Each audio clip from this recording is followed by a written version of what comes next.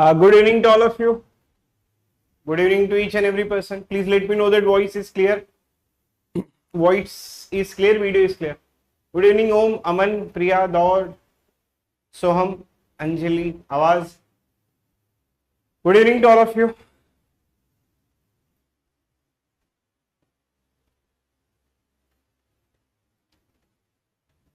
All clear?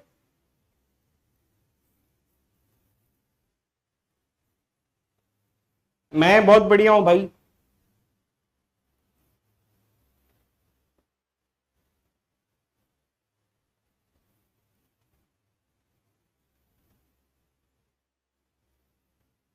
Good evening iris.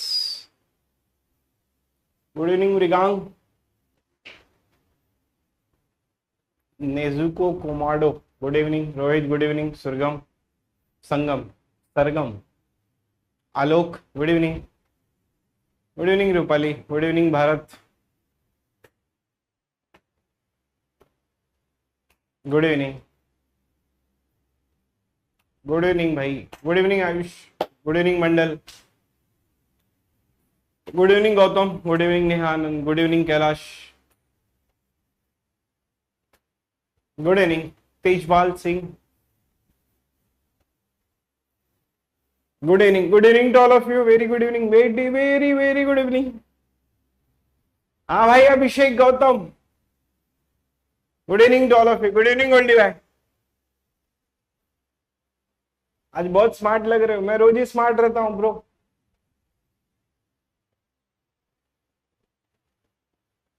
भाई सुशील सुशील मैं बोलता हूँ. Good evening. Good evening to all of you. डाकू इवनिंग सर. कतई जहर.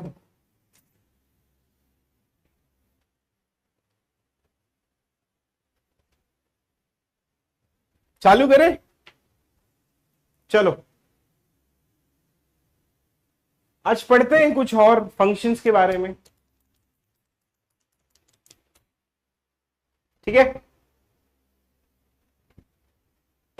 देखो दो तरीके के फंक्शंस हम लोगों ने ऑलरेडी कंप्लीट कर लिए. एक तरीके का जो फंक्शन था उसको हम लोग क्या कहते हैं, 1 to 1 फंक्शन कहते हैं, जिसको हम लोग क्या कहते हैं, जिसको हम लोग इंजेक्टिव फंक्शन भी कहा जाता है कभी कभी.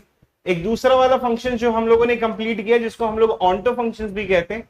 ऑन्टो फंक्शंस का एक दूसरा नाम है जिसको हम लोग सर्जेक्टिव भी कहते हैं.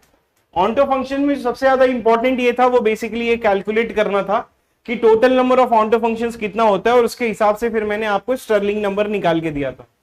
आज का जो नेक्स्ट टॉपिक है that will be related to जिसको हम लोग 1 to 1 करस्पॉन्डेंस फंक्शन कहते हैं. तो अब ना आज का ये जो टॉपिक है ये बड़ा इंपॉर्टेंट टॉपिक है कि basically what is 1 to 1 correspondence function. अब देखो अगर किसी ने आपसे पूछा कि 1 to 1 करस्पॉन्डेंस फंक्शन क्या होता है, तब आप उसको ये बोलो कि देखो 1 to 1 करस्पॉन्डेंस फंक्शन हम उस फंक्शन को कहते हैं जो एक ही टाइम पे आपका 1 to 1 भी हो और एक ही टाइम पे क्या होना चाहिए, वो ऑन्टो भी होना चाहिए. मतलब 1 to 1 भी होना चाहिए और ऑन्टो भी होना चाहिए. या तो आप ना 1 to 1 करस्पॉन्डेंस फंक्शन को इस तरीके से भी कह सकते हो कि बाइजेक्टिव फंक्शन कहा जाता है इसे. और अगर बाइजेक्टिव होगा तो जो वो फंक्शन होगा कि वो बेसिकली आपका एक ही टाइम पे इंजेक्टिव भी होना चाहिए और एक ही टाइम पे सब्जेक्टिव भी होना चाहिए. एक चीज आप याद रखो, यहां पर मैं एंड कंडीशन लिख रहा हूं, तो एंड कंडीशन लिखने का मतलब ये है कि एक ही टाइम पे ये भी होना चाहिए और एक ही टाइम पे ये भी होना चाहिए. जब अगर हम लोग 1 to 1 फंक्शंस के बारे में बात करते हैं कि बेसिकली 1 to 1 फंक्शन जो होता है वो कैसे होता है, देखो जब कभी भी मैंने आप लोगों को बोला है कि जब हमारा 1 to 1 फंक्शन होगा तो समझो कि लेफ्ट में मैंने 2 एलिमेंट ले लिए, तो राइट में ऐसा हो सकता है कि 2 एलिमेंट हो सकते हैं या तो 3 एलिमेंट हो सकते हैं. या मैं इसको ऐसा बोलूं कि your A the cardinality of A should be less than और equal to cardinality of B.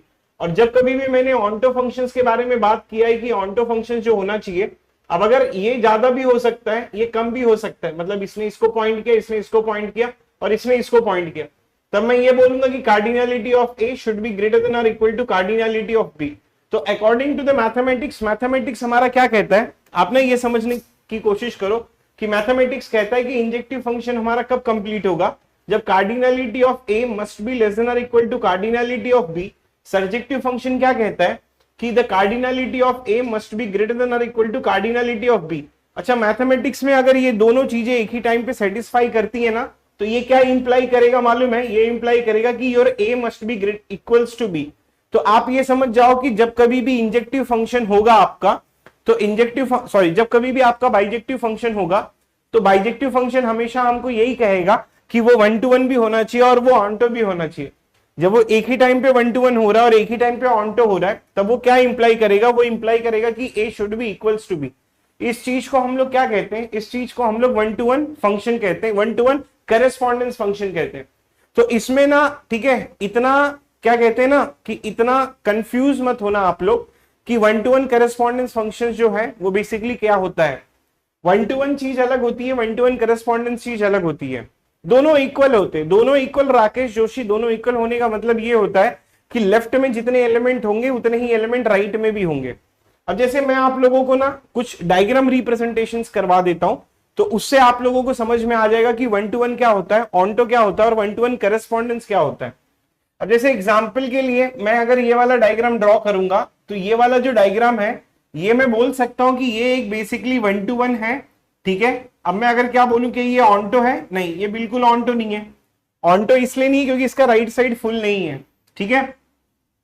अब एक दूसरी पॉसिबिलिटी है, जब मैं अगर ये इसको पॉइंट आउट करवा लिया, ये इसको पॉइंट आउट करवा लिया, लेट्स कंसीडर ये इसको पॉइंट आउट कर दिया, तो अब मैं अगर आपसे पूछूं कि क्या ये 1 to 1 होगा, तो आप बोल, सॉरी, क्या मैं पूछूं कि ये क्या ये आपका 1 to 1 होगा, तब आप बोलोगे कि सर ये 1 to 1 नहीं होगा। लेकिन मैं अगर आपसे बोलूं कि क्या ये ऑनटो होगा, तब आप बोलोगे कि डेफिनेटली सर ये जो होगा वो बेसिकली आपका ऑनटो होगा। अब जैसे अगर एग्जांपल के लिए मैंने ये इसको पॉइंट आउट कर लिया, ये इसको पॉइंट आउट कर लिया, ठीक है, ये इसको पॉइंट आउट कर लिया और इसको किसी ने पॉइंट आउट नहीं किया। अब अगर मैं आपसे बोलूं कि क्या ये आपका 1 to 1 है, तब आप बोलोगे कि सर ये 1 to 1 नहीं है। अगर मैं आपसे पूछूं कि क्या ये ऑनटो है, तब आप बोलोगे कि सर ये ऑनटो भी नहीं है। तो ये एक नॉर्मल फंक्शन है जिसमें आपका 1 to 1 भी नहीं होता है, जिसमें आपका बेसिकली ऑनटो भी नहीं है। ऑनटो क्यों नहीं है, क्योंकि इसका राइट साइड फुल नहीं है, इसलिए जो है, ठीक है, इसको हम लोग ऑनटो नहीं बोलेंगे। 1 to 1 क्यों नहीं है, 1 to 1 इसलिए नहीं है क्योंकि ये वाली सिचुएशन जो है that will be creating a problem. अब जैसे मैं अगर ये वाला एग्जांपल लिखूं, अब ये वाला एग्जांपल जो है इस तरीके से मैं अगर ड्रॉ किया, तो this is not even a function. ये जो है ये बेसिकली एक फंक्शन भी नहीं है। और ये फंक्शन क्यों नहीं है, क्योंकि इसका जो कॉन्सेप्ट आया है, ये वाली जो चीज है ये नहीं आनी चाहिए, ये रूल में अलाउड नहीं है। हाँ, दो एलिमेंट मिलके एक को पॉइंट आउट कर सकते हैं, ये हमारा फंक्शन है, लेकिन ये वाली जो चीज है वो बेसिकली फंक्शन नहीं है। तो ये आपका क्लियर रिप्रेजेंटेशन है 1 to 1 का और ऑनटो का। अब हम लोग चलते हैं कि कौन सा जो चीज होगा वो एक ही टाइम पे 1 to 1 होगा और ऑनटो होगा। Let me try to write down this representation. अब ये वाला रिप्रेजेंटेशन है जिसमें हम लोग बोल सकते हैं कि ये वाली जो चीज होगी वो बेसिकली आपकी 1 to 1 भी है और ये वाली जो चीज है वो बेसिकली आपकी ऑनटो भी है। तो इस तरीके का ये रिप्रेजेंटेशन अगर आप देखोगे, मतलब कोई भी फंक्शन एक ही टाइम पे अगर 1 to 1 भी है और कोई भी फंक्शन अगर एक ही टाइम पे आपका ऑनटो भी है, तो इस चीज को हम लोग क्या कहते हैं, इस चीज को हम लोग 1 to 1 करेस्पॉन्डेंस कहते हैं। 1 to 1 करेस्पॉन्डेंस कहने का मतलब क्या होता है कि आपका लेफ्ट में जितने एलिमेंट होंगे उतने ही एलिमेंट जो होते हैं वो आपके राइट में भी आते हैं, उसी चीज को 1 to 1 करेस्पॉन्डेंस कहते हैं। हम इसके बहुत सारे एग्जांपल्स ले सकते हैं 1 to 1 करेस्पॉन्डेंस के। उसमें क्या होता है कि लेफ्ट में जितने एलिमेंट होंगे उतने ही एलिमेंट आपके राइट में भी होते हैं। ये आप बस याद रखो, किसके लिए, ठीक है, 1 to 1 करेस्पॉन्डेंस फंक्शन के लिए। अब 1 to 1 करेस्पॉन्डेंस फंक्शंस के बहुत सारे एग्जांपल्स हैं। अब जैसे मैं अगर ये एग्जांपल लेता हूं कि लेट्स कंसीडर कि f of x it is equals to x plus 1 and let's consider कि ये एक फंक्शन है जो सेट ऑफ इंटीजर से सेट ऑफ इंटीजर तक जाएगा। अब अगर मैं आपसे बोलूं कि क्या ये 1 to 1 है, तो 1 to 1 चेक करने का क्या पॉसिबिलिटी है कि भाई f of a it is equals to f of b होना चाहिए और ये इंप्लाई करेगा कि a should be equals to b। अब अगर मैं यहां पर बोलूं कि ये होगा a plus 1 it is equals to b plus 1, तब ये इंप्लाई कर देगा कि a it is equals to b, ठीक है। अब अगर ऑनटो चेक करने के लिए हम कैसा चेक करेंगे कि ये f of x it is equals to x plus 1 है, इसकी वैल्यू को अगर मैं y कंसीडर कर लेता हूं, y it is equals to x plus 1 and then y minus 1 it is equals to x। तो अब कभी भी आपको अगर लेफ्ट वाला एलिमेंट पता करना होगा तो आप क्या करो, y में से एक घटा दो, आपको लेफ्ट वाला एलिमेंट मिल जाएगा। तो ये हम बोल सकते हैं कि ये वाली जो चीज है वो बेसिकली आपकी 1 to 1 है और ये वाली जो चीज है वो बेसिकली आपकी ऑनटो है। अब ये तो हो गया मैथमेटिकल रिप्रेजेंटेशन, मैथमेटिक्स से हम लोग इसको इस तरीके से संभाल सकते हैं। तो ये 1 to 1 मैथमेटिक्स के हिसाब से कहेगा, ये ऑनटो मैथमेटिक्स के हिसाब से कहेगा। विजुअलाइजेशन एक बार देख लेते हैं। जब कभी भी आप लोग एलिमेंट 1 को बोलोगे तो एलिमेंट 1 जो है वो 2 पे पॉइंट आउट करेगा। जब मैंने अगर 2 को लूंगा तो 2 जो है वो 3 पे पॉइंट आउट करेगा, और 3 जो होगा वो बेसिकली 4 पे पॉइंट आउट करेगा। मतलब आपको हमेशा से ये वाला ही रिप्रेजेंटेशन मिलेगा। अब मैं आपको एक नई चीज बता देता हूं, आप लोगों को ना एक कॉन्सेप्ट होता है काउंटेबल और अनकाउंटेबल सेट वाला, ठीक है, आप लोगों ने शायद पढ़ा होगा काउंटेबल और अनकाउंटेबल। उसमें क्या होता है कि अगर भी कोई भी चीज 1 to 1 करेस्पॉन्डेंस होती है तो कॉन्सेप्ट यही है, 1 to 1 करेस्पॉन्डेंस फंक्शंस का सबसे जो इंपॉर्टेंट कॉन्सेप्ट है वो यही है, अगर कोई भी 1 to 1 करेस्पॉन्डेंस होती है तो लेफ्ट में जितने एलिमेंट लेफ्ट में होते हैं उतने एलिमेंट राइट में होते हैं। अब अगर कोई मुझसे पूछे कि ये वाला जो फंक्शन है ये z से z की तरफ में जा रहा है, तो अगर इसका जितना, देखो आपका फंक्शन जो है ना वो x+1 है, लेकिन ये z की जो साइज रहेगी वही साइज इस z की भी रहेगी जब कभी भी आपका 1 to 1 फंक्शन होगा। और यही कॉन्सेप्ट आपका काउंटेबल में यूज होता है। काउंटेबल में हम क्या करते हैं, नेचुरल नंबर से 1 to 1 करेस्पॉन्डेंस करवाते हैं। तो कोई भी चीज अगर नेचुरल नंबर से 1 to 1 करेस्पॉन्डेंस होती है तो हम उसको काउंटेबल मान लेते हैं, ठीक है। तो ये आपका 1 to 1 करेस्पॉन्डेंस हो गया। अब आपको और भी 1 to 1 करेस्पॉन्डेंस देना है, अच्छे तरीके से समझना है, तो आप ऐसा समझो कि 1 to 1 करेस्पॉन्डेंस का मतलब होता है कि लेफ्ट में जितने एलिमेंट होते हैं वो राइट के एलिमेंट को क्या करते हैं, यूनिकली पॉइंट आउट करते हैं। यही 1 to 1 करेस्पॉन्डेंस की सबसे बड़ी खासियत बात है। इसका यूज जो है वो बहुत सारे कॉन्सेप्ट में होता है, इसका यूज जो है वो काउंटिंग में भी इसको यूज किया जा सकता है। अब जैसे एग्जांपल के लिए मैं आपको बोलूं कि there is a 1 to 1 correspondence function from boolean functions to a subset का रिप्रेजेंटेशन। जैसे कि अब अगर मैं बोलूं कि लेट्स कंसीडर 0 0 0 जो है वो क्या रिप्रेजेंट करता है, या मैं ऐसा बोल लूं कि अगर मैं पावर सेट के सबसेट लिखूं, ठीक है, तो वो क्या होता है, the five is basically representing as a 0 0 0।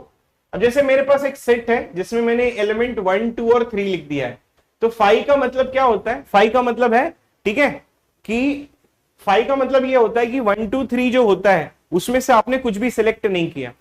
अब एक दूसरी पॉसिबिलिटी ये है कि मैं सिर्फ अगर ए को चूज करूं तो ए की पॉसिबिलिटी जो रिप्रेजेंट करती है वो 1 0 0 रिप्रेजेंट करती है।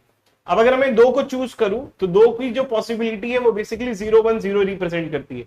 मतलब अगर 4 साल के बच्चे को बोलो कि अगर आप एक को सेलेक्ट कर रहे हो, ठीक है, थोड़ा स्लो चलूं, ठीक है, थोड़ा स्लो चलता हूं, 0 1, अब ये स्लो ही है। अब अगर मैं 1 को सिलेक्ट करता हूं तो 1 को सिलेक्ट करने का मतलब है कि मैंने 1 को लिखा है और फिर मैंने 2 और 3 को नहीं लिखा है। तो यहां पर देखो, जब मैंने 1 को लिखा है तो इसका मतलब है कि ये वाले 1 को मैंने 1 रिप्रेजेंट किया है, 2 और 3 को मैंने नहीं रिप्रेजेंट किया है। जब मैं अगर 2 को रिप्रेजेंट करूंगा तो ये इसके फॉर्मेट में भी आप समझ सकते हो कि ये आपका 1 2 3 है। तो जब मैं अगर 5 लिखता हूं तो 5 का मतलब ये होता है कि मैंने कुछ भी रिप्रेजेंट नहीं किया। अब मैंने अगर 1 लिखा है तो 1 का मतलब मैंने ये वाले को रिप्रेजेंट किया है। जब 2 को मैंने लिखा है तो 2 का ये रिप्रेजेंटेशन किया है। जब मैंने अगर 3 लिखता हूं तो 3 का मतलब होगा कि मैंने ये वाले को प्रेजेंट रखा है, बाकी किसी को प्रेजेंट नहीं रखा। उसके बाद में ये एक्चुअली क्या बन रहे हैं, ये आपके सबसेट बन रहे हैं। फिर ये आ गया आपका 1 2। अब ये 1 2 होने के बाद में ये 1 और 1 इसको सिलेक्ट किया, 3 को मैंने सिलेक्ट नहीं किया। जब मैं अगर 1 और 3 लिखूंगा तो ये क्या होगा, ये मैंने इसको सिलेक्ट किया, इसको सिलेक्ट नहीं किया, इसको सिलेक्ट किया। फिर उसके हिसाब से मैं अगर 2 3 लिखूंगा तो 2 3 में मैंने 0 1 1 सिलेक्ट कर लिया है, और लास्ट वाला जो है वो बेसिकली है मेरा 1 2 3। 1 2 3 को मैं 1 1 1 सिलेक्ट कर लूंगा।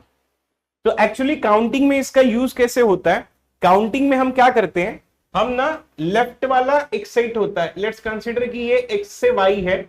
अब अगर मैं बोलूं कि, ठीक है, अब अगर मैं बोलूं कि x to y में कार्डिनलिटी ऑफ x की जो है वो 30 है और y की कार्डिनलिटी नहीं पता है, लेकिन ये जो फंक्शन है वो बेसिकली आपका 1 to 1 करेस्पॉन्डेंस है।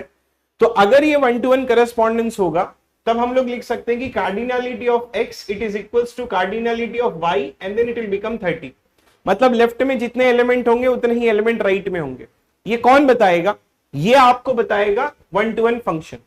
अगर 1 to 1 फंक्शन होगा तब उनकी कार्डिनलिटी सेम होती है, लेकिन कार्डिनलिटी सेम होने से हम गारंटी नहीं ले सकते कि वो 1 to 1 फंक्शन होगा, ठीक है। अब जैसे एग्जांपल के लिए मैंने यहां पर एक ड्रॉ किया था, अगर आप लोगों को याद होगा, ठीक है। अब जैसे मैंने एक एग्जांपल लिखा था, ठीक है। अब अगर मैं 3 एलिमेंट यहां पर ही ले लूं और 3 एलिमेंट इसको पॉइंट आउट करा दूं, इसको पॉइंट आउट करा दूं, ठीक है, तो 3 एलिमेंट लेफ्ट में भी है, 3 एलिमेंट राइट में भी है, लेकिन कार्डिनलिटी सेम होने से कोई गारंटी नहीं कि वो 1 to 1 फंक्शन होंगे। लेकिन अगर 1 to 1 फंक्शन होगा तो जाके वो गारंटी लेंगे कि उनकी कार्डिनलिटी सेम होगी। अब हमें पता है कि टोटल नंबर ऑफ सबसेट्स जो है वो बेसिकली 2⁻³ है, तो ये एक 1 to 1 फंक्शन रिप्रेजेंटेशन दे रहा है। ठीक है, वो क्या कह रहा है कि आपकी कार्डिनलिटी लेफ्ट में कितना हो सकती है, वो 2⁻³ होगा। अब क्या होगा कि ये सबसेट का रिप्रेजेंटेशन 1 to 1 करेस्पॉन्डेंस होता है बुलियन का रिप्रेजेंटेशन से। अगर इसकी कार्डिनलिटी 2⁻³ है तो 100% इसकी भी कार्डिनलिटी जो होगी वो 2⁻³ होगी।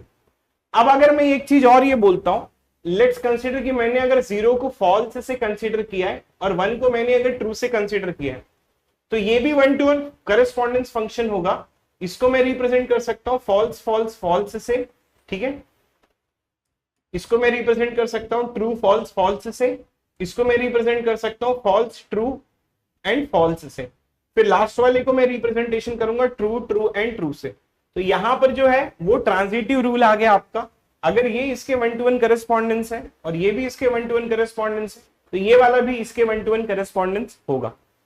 अब इसकी कार्डिनलिटी अगर 2⁻³ है तो अकॉर्डिंग टू 1 to 1 करेस्पॉन्डेंस की प्रॉपर्टी इसकी भी कार्डिनलिटी कितनी होगी, 2⁻³ होगी।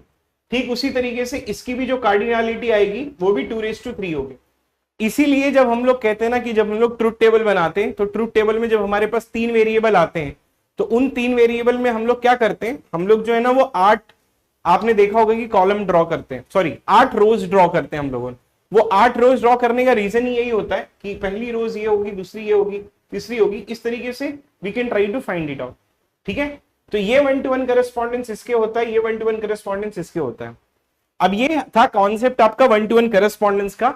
तो जहां कहीं पर भी हमारे पास में 1 to 1 करेस्पॉन्डेंस होगा, बस आपको ये समझना है कि ये वाले जो एलिमेंट होते हैं वो यूनिकली किसी न किसी एक को रिप्रेजेंट करते हैं। अब अगर मैं आप लोगों को ये चीज बोलूं कि लेट्स कंसीडर कि मैंने 3 धागा रखा है और 3 धागा एक बच्चे के हाथ में बांधा हुआ है, फिर ये दूसरा वाला बच्चा उसके हाथ में बांधा हुआ है, ये तीसरा वाला बच्चा है उसके हाथ में बांधा हुआ है। अब अगर ये वाला धागा मैं जोर से खींचूंगा, ठीक है, ठीक है, अगर ये वाला धागा जो है वो मैं अगर जोर से खींचूंगा तो क्या होगा, वो यूनिकली इसी बच्चे को क्या करेगा, रिप्रेजेंट करेगा। यही 1 to 1 करेस्पॉन्डेंस का भी कॉन्सेप्ट है।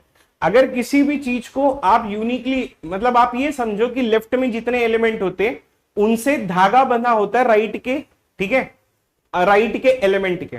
तो जब मैं ऐसे जोर से खींचूंगा तो वो यूनिकली किसी न किसी एक एलिमेंट को रिप्रेजेंट कर देगा। ठीक है, तो इस तरीके से ये हो गया आपका 1 to 1 करेस्पॉन्डेंस वाला फंक्शन। ठीक है, तो हाँ ठीक है, और कमेंट कर लो आप लोग। ठीक है, तो इस तरीके से we can easily try to get it the concept of 1 to 1 correspondence वाला फंक्शन। तो ये बड़ा ही सिंपल सा कॉन्सेप्ट होता है। ठीक है, हाँ अब चलते हैं, इसका मैंने एक एप्लीकेशन आप लोगों को बताया था, जो कि मैंने आप लोगों को बताया था ग्राफ के आइसोमॉर्फिक वाली प्रॉपर्टी में। तो ग्राफ की आइसोमॉर्फिक वाली जब प्रॉपर्टी होती है तो उसमें हम लोगों ने क्या देखा था कि ये एक रिप्रेजेंटेशन है, ये एक मेरी ग्राफ थी और फिर एक दूसरी ये वाली ग्राफ थी। तो मैंने वहां पर आप लोगों को बड़े ही प्यार से ये चीज बताया था मैंने कि लेट्स कंसीडर कि ये एक ग्राफ है, इसमें ये एक ग्राफ है, इस ग्राफ का रिप्रेजेंटेशन v1, e1 के फॉर्मेट में है, और ये जो ग्राफ है इसका भी रिप्रेजेंटेशन जो है वो v2 और e2 के फॉर्मेट में। अगर और भी डिटेल में जाओगे इसमें तो हम इसको ट्रांजिशन फंक्शंस में भी रिप्रेजेंट कर सकते हैं। ये v1 हो गया और ये v1 हो गया और ये ट्रांजिशन फंक्शन इसका ये हो गया। इसको और डिटेलिंग में मैं लिख सकता हूं, ये हो गया आपका v2, ये हो गया आपका e2 और ये हो गया आपका ट्रांजिशन फंक्शन। तो ये ट्रांजिशन फंक्शंस को हिंदी में इंसिडेंस प्रॉपर्टी कहते हैं हम लोग। ये वाला जो है ये भी इंसिडेंस प्रॉपर्टी होती है। तो दो ग्राफ एक दूसरे के आइसोमॉर्फिक तब होती हैं जब उनका जो फंक्शंस होता है वो 1 to 1 करेस्पॉन्डेंस होता है। अगर ग्राफ के फंक्शंस 1 to 1 करेस्पॉन्डेंस होंगे तो सीधी सी बात है कि उनके वर्टाइसेस वाले फंक्शंस भी 1 to 1 करेस्पॉन्डेंस होंगे। अब ब्रो अगर ये 1 to 1 करेस्पॉन्डेंस होगा, ठीक है, तो इसका मतलब ये भी आपका 1 to 1 करेस्पॉन्डेंस होगा। अब अगर ये 1 to 1 करेस्पॉन्डेंस होगा ब्रो, तभी तो cardinality of v1 it is equals to cardinality of v2 होती है। इसीलिए अगर वो आइसोमॉर्फिक है तब उनका वर्टाइसेस सेम होता है, ठीक है। और अगर ये वर्टाइसेस सेम, मतलब वाइस वर्सा नहीं कर सकते आप, ठीक है। अब अगर ये दो ग्राफ जो है, अगर उनके ये 1-to-1 करस्पॉन्डेंस होगा, तब हम बोल सकते हैं कि उनकी कार्डिनलिटी सेम है। कार्डिनलिटी सेम होने पे हम आइसोमॉर्फिक नहीं बोलते हैं। इसका मतलब ये होगा कि अगर ये ग्राफ में कोई एक वर्टेक्स है जो यूनिकली इस वर्टेक्स को रिप्रेजेंट कर रहा है, मतलब अगर धागा पकड़ के खींचोगे तो वो वही वर्टेक्स को यूनिकली रिप्रेजेंट करवा के देगा। जैसे कि अगर मैं ए ले लूं और इसको मैं ए डैश ले लूं, ठीक है। तो अब अगर मैं फंक्शंस के फॉर्मेट में लिखूं तो ये लिखूंगा, अगर ये वर्टाइसेस के फॉर्मेट में लिखूंगा तो ये जो ए है ना वो बेसिकली यूनिकली जो है वो ए डैश को रिप्रेजेंट कर रहा है। अब अगर ये बी लिखूंगा और ये यहां पर बी डैश लिखूंगा तो ये फंक्शन 1-to-1 करस्पॉन्डेंस ये कहता है कि अगर मैं ये बी को यूनिकली रिप्रेजेंट करूंगा ना, इस बी को अगर मैं खींचूंगा तो ये यूनिकली बी डैश को रिप्रेजेंट करेगा। तो इसी तरीके से ये तो वर्टाइसेस वाले हो गए। फिर हमारा कॉन्सेप्ट जो होता है वो एजेस से भी रिलेटेड होता है कि आपके एजेस भी क्या होने चाहिए, 1-to-1 करस्पॉन्डेंस होनी चाहिए। और फिर लास्ट में ये ट्रांजिशन फंक्शंस वाले जो, ठीक है, जो होंगे वो भी आपका 1-to-1 करस्पॉन्डेंस होगा। तो ये मैंने दो एप्लीकेशंस बता दी आप लोगों को 1-to-1 करस्पॉन्डेंस की। ऐसी बहुत सारी एप्लीकेशंस हैं 1-to-1 करस्पॉन्डेंस की, वो धीरे धीरे आपको समझ में आती जाएगी जब आप कोई दूसरे सब्जेक्ट्स भी पढ़ोगे। तो दूसरे सब्जेक्ट्स में भी, जब आई थिंक टीओसी में इसका बहुत यूज है, ठीक है, उसके बाद में एल्गोरिथम में भी इसके बहुत सारे यूजेस हैं, ठीक है। तो ये 1-to-1 करस्पॉन्डेंस फंक्शंस कभी कभी कहा जाता है इसे, कभी कभी इसे बाइजेक्टिव फंक्शंस भी कहा जाता है। बस अगर किसी ने बोल दिया, ठीक है, कि 1-to-1 फंक्शन होता है, तब आप उसको ये बोल लो कि भाई जो आपके 1-to-1 करस्पॉन्डेंस फंक्शंस होते हैं ना, वो 1-to-1 जो करस्पॉन्डेंस फंक्शंस होते हैं, उस चीज को हम लोग ऐसा बोल सकते हैं कि अगर 1-to-1 हुआ तो इनकी कार्डिनलिटी सेम होती है। काउंटिंग में इसको बहुत मस्त तरीके से यूज किया जाता है, ठीक है। जब मैं आपको काउंटिंग पढ़ाऊंगा तो मैं वहां पर फिर से वो वाला टॉपिक ले लूंगा। दूसरा एप्लीकेशन मैंने आप लोगों को ये ग्राफ वाला रिलेटेड बता दिया कि जब ये 1-to-1 करस्पॉन्डेंस होता है तो हर एक वर्टेक्स यूनिकली किसी न किसी एक वर्टेक्स को रिप्रेजेंट करता है। तो ये कॉन्सेप्ट था आपका किसका, 1-to-1 करस्पॉन्डेंस का।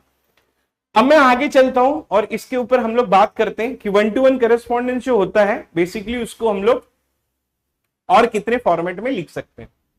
जैसे एग्जांपल, और कितने फॉर्मेट में लिखने का मतलब है कि टोटल नंबर ऑफ, ठीक है, total number of 1-to-1 correspondence function. अब जैसे ये एक फंक्शन है और ये एक ए से बी की तरफ में मूव हो रहा है। अब हमें पता है कि कार्डिनलिटी ए की it is equals to cardinality B and then it is equals to N. ये है क्या, ये एक 1-to-1 करस्पॉन्डेंस फंक्शन है। अगर ये 1-to-1 करस्पॉन्डेंस फंक्शन होगा तब cardinality A it is equals to cardinality of B it is equals to N. अब अगर मैं बोलूं कि बेटा टोटल 1-to-1 करस्पॉन्डेंस फंक्शंस कितने होंगे, तब आपको ये बोलना है कि टोटल 1-to-1 करस्पॉन्डेंस फंक्शंस जो होता है वो बेसिकली होगा n factorial. Why n factorial? अब जैसे एग्जांपल के लिए मैं ले लूं कि ये 3 यहां पर एलिमेंट ले लिया, 3 यहां पर एलिमेंट ले लिया। अब अगर मैं बोलूं कि ये किसी भी एक एलिमेंट को कितने तरीके से पॉइंट आउट कर सकता है, तब आप बोलोगे कि 3 वेज से। अब अगर इसने किसी को पॉइंट आउट किया तो ये कितने एलिमेंट तरीके से पॉइंट आउट कर सकता है, तब आप बोलोगे 2 वेज से। फिर ये मैं बोलूंगा, ये बोलोगे आप 1 वेज से। तो इसीलिए मैं इसको लिखूंगा 3 × 2 × 1 and then answer you will get is basically 3 factorial. अगर और भी इसको डिटेल में समझना है तो हम ऐसा लिख सकते हैं इसको कि लेट्स कंसीडर ये a हो गया, ये b हो गया और ये c हो गया, और ये 1 हो गया, ये 2 हो गया, ये 3 हो गया। अब जैसे मैं अगर a, b और c की रिप्रेजेंटेशन 1, 2 और 3 कर दूं, फिर मैं 1, 3, 2 कर दूं, फिर मैं 2, 1, 3 कर दूं, फिर मैं 2, 3, 1 कर दूं, ये बात वही हो गई कि आप 3 एलिमेंट को कितने तरीके से अरेंज कर सकते हो। So that is why you are getting the answer as a 3 factorial. Reality में एक ही फंक्शन आता है, ठीक है, रियलिटी में एक ही फंक्शन आता है, लेकिन मैथमेटिक्स में आपको n फैक्टोरियल आएगा। रियलिटी में एक ही आएगा। सर रियलिटी में एक ही का मतलब क्या है? मैं अगर बोलूं कि इसमें ये वाला जो वर्टेक्स है ना वो यूनिकली सिर्फ इसी वर्टेक्स को रिप्रेजेंट करेगा, ये वाला वर्टेक्स बाकी किसी वर्टेक्स को रिप्रेजेंट नहीं करेगा, तो रियलिटी इज डिफरेंट। रियलिटी में एक ही यूनिक फंक्शन आएगा आपका। अब जैसे यहां पर मैं अगर बोलूं तो ये फाई जो है ना वो सिर्फ और सिर्फ इसको रिप्रेजेंट करता है, तो ये सिर्फ एक ही एरो डायग्राम आएगा। मैथमेटिक्स में n फैक्टोरियल एरो डायग्राम्स आएंगे आपके, तो ये फर्क है आपका, ठीक है, इस चीज को ध्यान में रखना। तो ये हो गया आपका क्या, that is nothing but 1-to-1 functions. So I hope that everybody has understood कि what is one to one functions and how we can try to get it our values. अब अगर हमारा one to one functions complete हो चुका है, ये इसका basic ही आइडिया है, total number of one to one functions and we can easily try to get it our values. अब इसके आगे एक दूसरा कॉन्सेप्ट आता है। अब यहां से फंक्शंस का जो लेवल होता है वो थोड़ा सा इंक्रीज हो जाता है। आईआईटी जेई के जो फंक्शंस होते हैं वो बहुत टफ होते हैं, ठीक है। उसमें आपकी ग्राफ आती है, उसमें इनटू फंक्शन होगा, ऑनटू फंक्शंस होगा, उसमें कैटेगरीज होती हैं फंक्शंस की, ठीक है, स्पेशल फंक्शंस होते हैं, उसमें आप लोगों के रेस्ट्रिक्टेड फंक्शंस भी होते हैं। वो एक अलग चीज है, वो आईआईटी जेई में हम नहीं जाएंगे। हम जो है फंक्शंस जो आपके कंप्यूटर साइंस में यूज होता है, जैसे काउंटेबल और अनकाउंटेबल पढ़ने के लिए हमको वन टू वन करेस्पॉन्डेंस की फंक्शंस की जरूरत पड़ती है, तब हम लोग one to one correspondence functions का रिप्रेजेंटेशन देते हैं। तो ये चीज बड़ी इंपॉर्टेंट होती है, तो इन चीजों पे हम लोग ध्यान देंगे, ठीक है। अब चलते हैं दूसरे तरीके के कॉन्सेप्ट पे, जिसको हम लोग कहते हैं कंपोजिशन ऑफ अ फंक्शन। अब ये कॉन्सेप्ट है, ये एक आज का टॉपिक है जिसको हम लोग कहते हैं कि कंपोजिशन ऑफ फंक्शंस। अब कंपोजिशन ऑफ फंक्शंस के बारे में पढ़ते हैं कि बेसिकली कंपोजिशन ऑफ फंक्शंस होता क्या है और कंप्यूटर साइंस में इसकी क्या जरूरत होती है, जिसको हम लोग कंपोजिशन ऑफ फंक्शंस कहा जाता है। मैं सारी बातें बताऊंगा आपको कंपोजिशन ऑफ फंक्शंस के बारे में, बस आपको कुछ नहीं करना, आपको सुनते जाना है। तो बेसिकली सबसे पहली बात ये कि कंपोजिशन ऑफ फंक्शंस होता क्या है। कंपोजिशन ऑफ फंक्शंस आप इसको इस तरीके से समझो कि ये एक मशीन है, ठीक है, ये एक मशीन है। इस मशीन में हम लोगों ने क्या किया, इसमें हम लोगों ने यहां पर इनपुट डाला और ये इस मशीन का मेथड है। इस मशीन ने क्या किया, यहां से हमको आउटपुट निकाल के दे दिया। अब ये आउटपुट जो होगा वो मैं यूज करूंगा एज अ इनपुट किसी दूसरी एक मशीन के लिए। अब ये क्या करेगा, ये कैलकुलेट करेगा और ये मुझे क्या करेगा, ये आउटपुट निकाल के देगा। तो कंपोजिशन ऑफ फंक्शंस क्या करता है, कंपोजिशन ऑफ फंक्शंस जो है वो बेसिकली इस चीज को हाइड कर देता है, ठीक है। वो क्या करता है, वो सिर्फ आम आदमी को वो सिर्फ ये वाला इनपुट दिखाता है। आम आदमी ये इनपुट देखता है, लेकिन ये इनपुट किसी और मशीन में जा रहा है, यहां एग्जीक्यूट होता है, इसका आउटपुट निकलता है। ये आउटपुट ये इनपुट यूज करता है, ये इनपुट ये मेथड से कैलकुलेट करता है और इसका आंसर जो है वो आपको यहां पर आउटपुट देता है। आम आदमी के लिए जो होता है वो बेसिकली ये इनपुट होता है और ये आउटपुट होता है। अंदर की जो बातें होती हैं वो समझ में नहीं आता। Yes, you got your correct point, जिसको हम लोग एब्स्ट्रैक्शन भी कहते हैं कभी कभी। Like ATM, very good Devraj. ATM बोल लो या तो वेंडिंग मशीन बोल लो, आप मॉल में जाते हो, ठीक है, ब्लैक बॉक्स की तरह। I think everyone got your concept. इसीलिए composition of function is having a very important role into computer science वाली बैच में। अब उसमें क्या होता है, जैसे आपने वेंडिंग मशीन डाला, ठीक है, या तो आप लोगों ने क्या कहते हैं कि आप एटीएम में गए। अगर एटीएम का सिद्धांत मैं बोलूं तो एक आम व्यक्ति के लिए, जैसे मेरे जैसे अनपढ़ के लिए, अब अगर मैं गया एटीएम में, मैंने क्या किया, अपना कार्ड स्वाइप किया। इनपुट के नाम पे मैं क्या करता हूं, इनपुट के नाम पे मैं सिर्फ अपना एक पिन नंबर डालता हूं और आउटपुट में what I am expecting, output में आई एम एक्सपेक्टिंग कि I should get a text message and I should get a money. But इसका मतलब ये नहीं है कि ये इनपुट जो है वो सिर्फ इतना ही बेसिक्स होता है। आम आदमी के लिए क्या होता है, बहुत सारी चीज छुपाई जाती है। आप लोगों को आई थिंक एब्स्ट्रैक्शन का कॉन्सेप्ट बहुत ज्यादा ही पता होगा, मैं सिर्फ मैथमेटिक्स के हिसाब से जाना चाहता हूं, ठीक है। चाहे वो एटीएम की बात कर लो या आप लोगों ने बहुत सारे एग्जांपल्स दे दिए, टीवी का रिमोट का एग्जांपल या वेंडिंग मशीन का एग्जांपल, ठीक है, या तो मॉल में जो अगर प्रोडक्ट की वेंडिंग मशीन है, आप लोगों को मुझसे भली भांति पता है, ठीक है। मेरा कॉन्सेप्ट यही है, जब आप कभी भी कंप्यूटर साइंस का एक प्रोग्राम लिखते हो, उस प्रोग्राम में भी अगर आपने देखा होगा तो उस प्रोग्राम को कभी कभी आप लोग फंक्शंस कहते हो। तो उसमें क्या हो गया कि एक प्रोग्राम आपने यहां पर लिखा है और एक प्रोग्राम यहां पर लिखा है। अब क्या होता है, यहां से हमने इनपुट डाला, ये कैलकुलेट किया, ये आउटपुट निकाल लिया, this will become the input of something, ये कैलकुलेट करेगा और ये आउटपुट निकाल देगा। तो मैथमेटिक्स को मैं यहां से रिलेट करता हूं रियलिटी के ऊपर। Let's try to understand this with the help of mathematics. ये इसका एक बेसिक कॉन्सेप्ट था, इसको मैथमेटिक्स से हम लोग समझने की कोशिश करते हैं। अब एक फंक्शन है, इस फंक्शन को मैं लिखता हूं कि लेट्स कंसीडर ये ए से बी की तरफ मूव हो रहा है। एक दूसरा फंक्शन है जी, जो बेसिकली बी से सी की तरफ मूव हो रहा है। अब अगर फंक्शन आप ए देखोगे तो इसमें जो लेफ्ट साइड है वो आपका ए रिप्रेजेंट करता है और राइट साइड आपका बी रिप्रेजेंट करता है। और ये एक दूसरा फंक्शन है जी, जो बी से सी की तरफ मूव हो रहा है। तो यहां पर मैं जो कंपोजिशन ऑफ फंक्शंस लिखूंगा, ठीक है, यहां पर मैं कंपोजिशन ऑफ फंक्शंस मैंने लिखा है, ये बेसिकली कहां से कहां तक मूव हो रहा है, ये आपका ए से सी की तरफ मूव हो रहा है। यहां पर बी जो है वो बेसिकली क्या हो जाता है, हाइड हो जाता है। इसका एक रियल टाइम एग्जांपल ले लेते हैं। रियल टाइम एग्जांपल ये है कि मेरे पास एक फंक्शन है जिसमें एलिमेंट ए लिखा है, मैंने बी लिखा है। अब ये ए जो है वो पॉइंट आउट कर रहा है एक्स में, यहां पर जो बी है, बी जो है वो पॉइंट आउट कर रहा है वाई में। Let's consider it is a Z, और let's consider C is pointing it out to Z, और let me try to take it कि C it is pointing it out to Y. देखो मैं ना एक नॉर्मल फंक्शन बोल रहा हूं, क्या मैंने यहां पर ये लिखा है कि ये 1 to 1 है? नहीं। क्या मैंने लिखा है ये ऑनटो है? नहीं। क्या मैंने लिखा है ये 1 to 1 करस्पॉन्डेंस है? नहीं। मैंने एक नॉर्मल फंक्शन लिखा है, मैंने इसको भी नॉर्मल फंक्शन लिखा है, और ये आपका कंपोजिशन ऑफ फंक्शंस लिखा है। मैंने एक नॉर्मल फंक्शंस लिया है, मैं 1 to 1 की बात ही नहीं कर रहा हूं, मैं ऑनटो की बात ही नहीं कर रहा हूं, वो थोड़ी देर बाद मैं बात करूंगा। मैंने एक नॉर्मल फंक्शन यहां पर लिखा है जिसमें एक सेट है ए, वो बी की तरफ मूव कर रहा है, बी की तरफ पॉइंट आउट कर रहा है, मैप कर रहा है। ए जो है वो एक्स की तरफ पॉइंट कर रहा है, बी जो है वो वाई की तरफ पॉइंट कर दिया, अब ये सी जो है वो जेड की तरफ पॉइंट आउट कर दिया, और ये आपका डब्ल्यू पॉइंट आउट कर दिया। तो मैंने एक फंक्शन लिया जो एक नॉर्मल फंक्शन है, मैं ना तो 1 to 1 की बात कर रहा हूं, ना तो ऑनटो की बात कर रहा हूं, मैं किसी की बात नहीं कर रहा। फिर एक दूसरा फंक्शन है जो बी से सी की तरफ मूव हो रहा है। तो अगर मैं यहां पर जाऊं और इसके बारे में बात करूं तो ये आपका जो है ये फंक्शन एफ है, और ये जो फंक्शन है ये बेसिकली आपका जी है। एक बात याद रखना आप, जी भी मेरा एक नॉर्मल फंक्शन है, तो जितने रूल फंक्शंस में अप्लाई होंगे उतने रूल आपके एफ में भी अप्लाई होंगे, जितने रूल आपके फंक्शंस में अप्लाई होते उतने ही रूल आपके जी में भी अप्लाई होंगे। अब लेट्स कंसीडर ये जो एक्स है वो 1 की तरफ पॉइंट आउट कर रहा है, और ये वाई जो है वो 2 की तरफ पॉइंट आउट कर रहा है, z जो है वो 3 की तरफ पॉइंट आउट कर रहा है, और w जो है वो भी बेसिकली 3 की तरफ पॉइंट आउट कर रहा है। अब एक प्रॉब्लम यहां पर ये होती कि अगर मैं w को ऐसे ही छोड़ देता तो ये g मेरा फंक्शन नहीं बनता।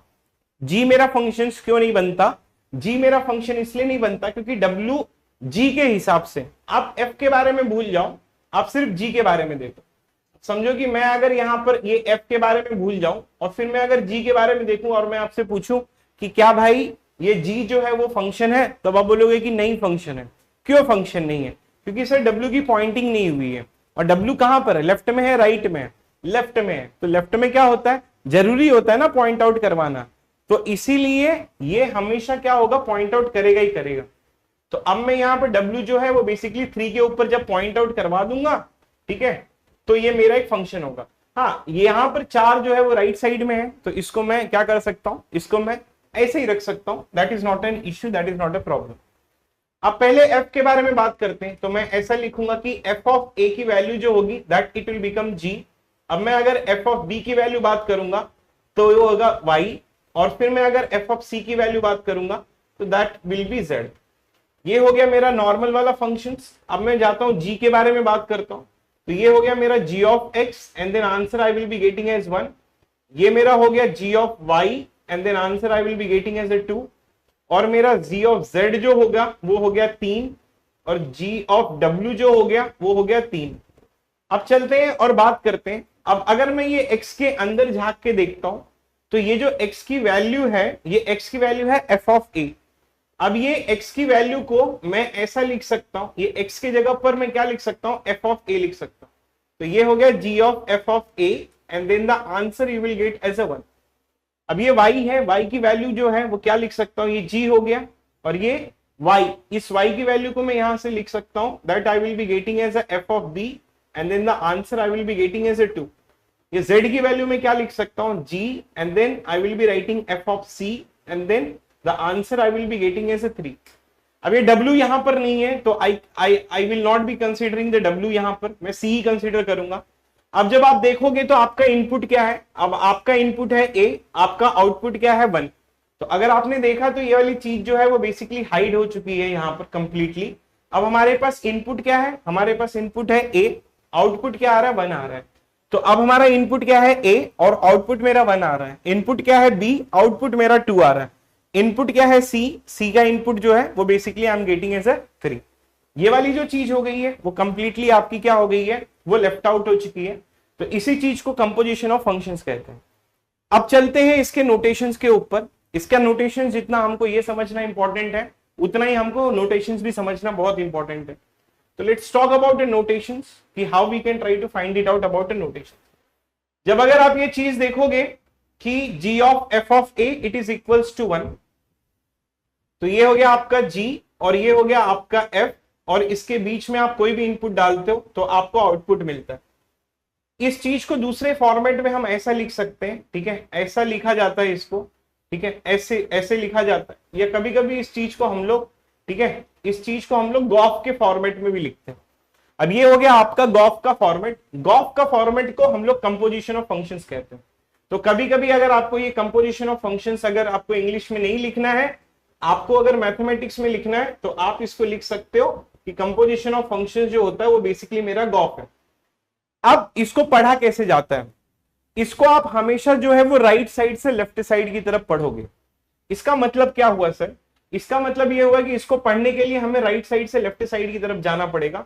राइट साइड से लेफ्ट साइड जाने का मतलब ये है कि पहले एफ एग्जीक्यूट होता है और फिर आपका जी एग्जीक्यूट होता है। सो आपके पास में कभी भी ये कंफ्यूजन नहीं होना चाहिए कि पहले मेरा जी एग्जीक्यूट होगा और फिर मेरा एफ एग्जीक्यूट होगा, नहीं, क्योंकि आपको कभी भी आपको अगर रिप्रेजेंटेशन का प्रॉब्लम आया तो आप ना एक एग्जांपल लेके समझ लो कि पहले हम क्या करते हैं, पहले हमने क्या दिया, पहले हम एफ एग्जीक्यूट करते हैं और फिर ये एग्जीक्यूट करने के बाद में जी एग्जीक्यूट करते हैं। तो इसी चीज को हम लोग क्या लिखते हैं, इसी चीज को हम लोग लिखते हैं गॉफ। अब ये गॉफ का मतलब ये होता है कि पहले एफ एग्जीक्यूट होगा और फिर जी एग्जीक्यूट होगा। अब ये था आपका कंपोजिशंस का बेसिक प्रिंसिपल।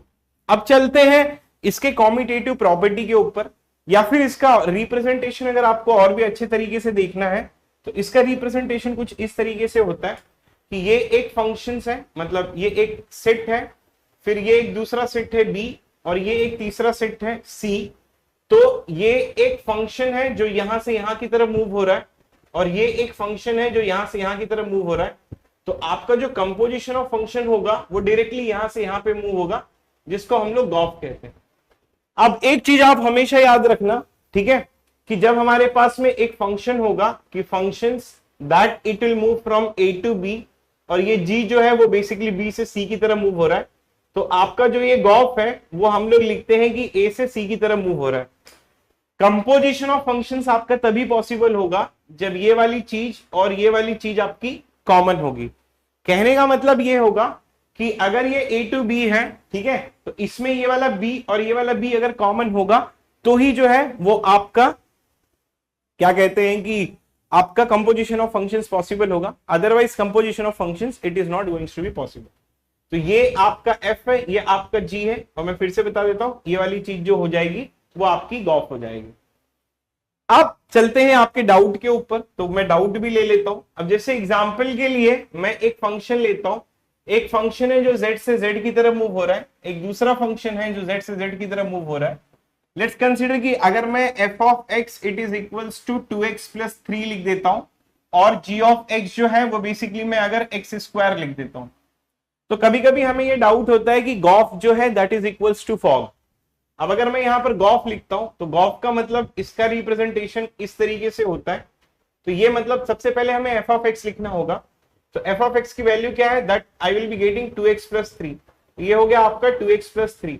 अब g ऑफ x की वैल्यू देखो हमें क्या करना होता है, अब ये g of x it is equals to x square है, तो अब ये x की जगह में अगर a लिखूंगा तो यहां पर मैं a स्क्वायर कर दूंगा, लेकिन यहां पर मैं x की जगह पे 2x प्लस 3 लिख दिया। तो what I will do, I will try to write down 2x plus 3 the whole square. तो ये आ गया मेरा क्या, ये मेरा आ गया गॉफ। तो इस चीज को मैं बोलता हूं gof, that I will be getting 2x plus 3 square, ठीक है, इसकी कुछ तो वैल्यू आ जाएगी। अब लेट्स कंसीडर कि मैं अगर इसे फॉग बनाने की कोशिश करता हूं तो होगा क्या, फॉग बनाने के लिए that I will try to write it down की f of g of x।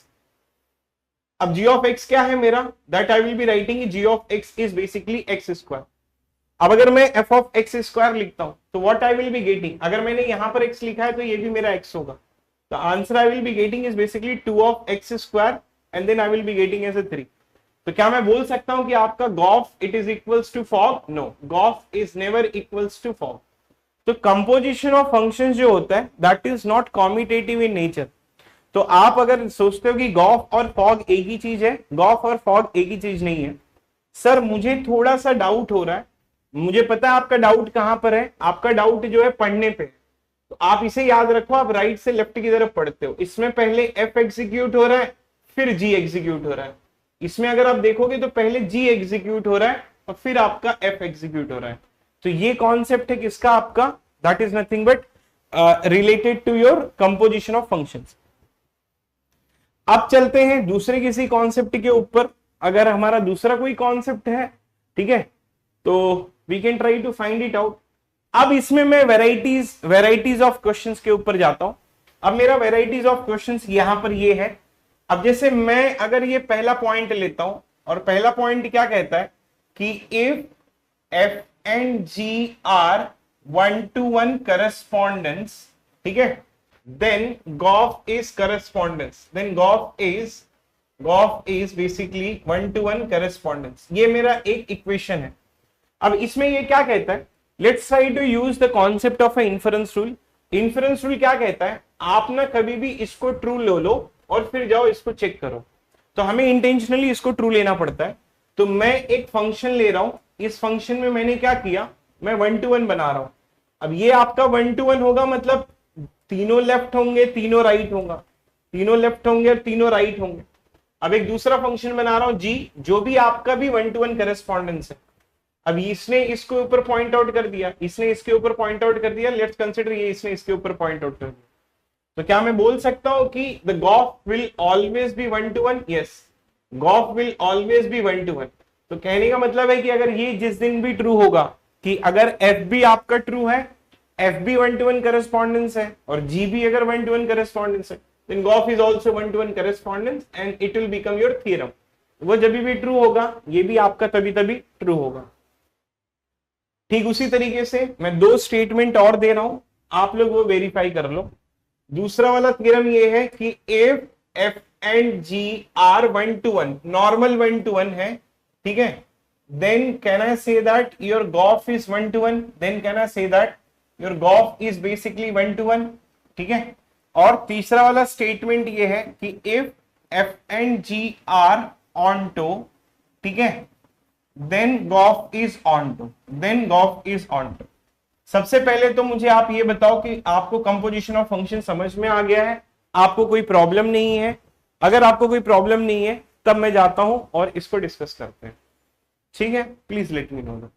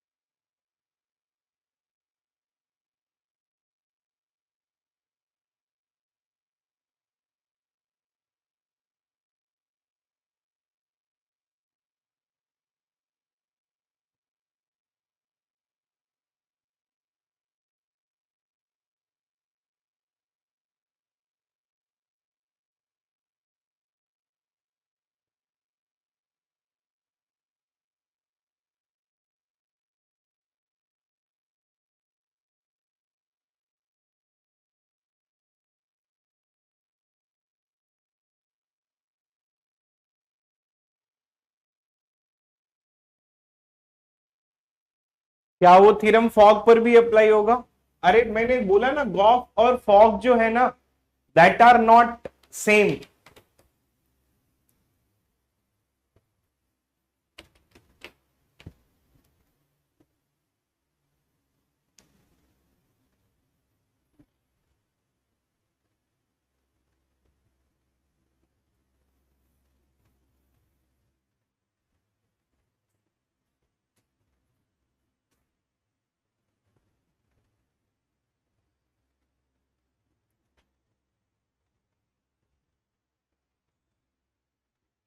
What should be your answer?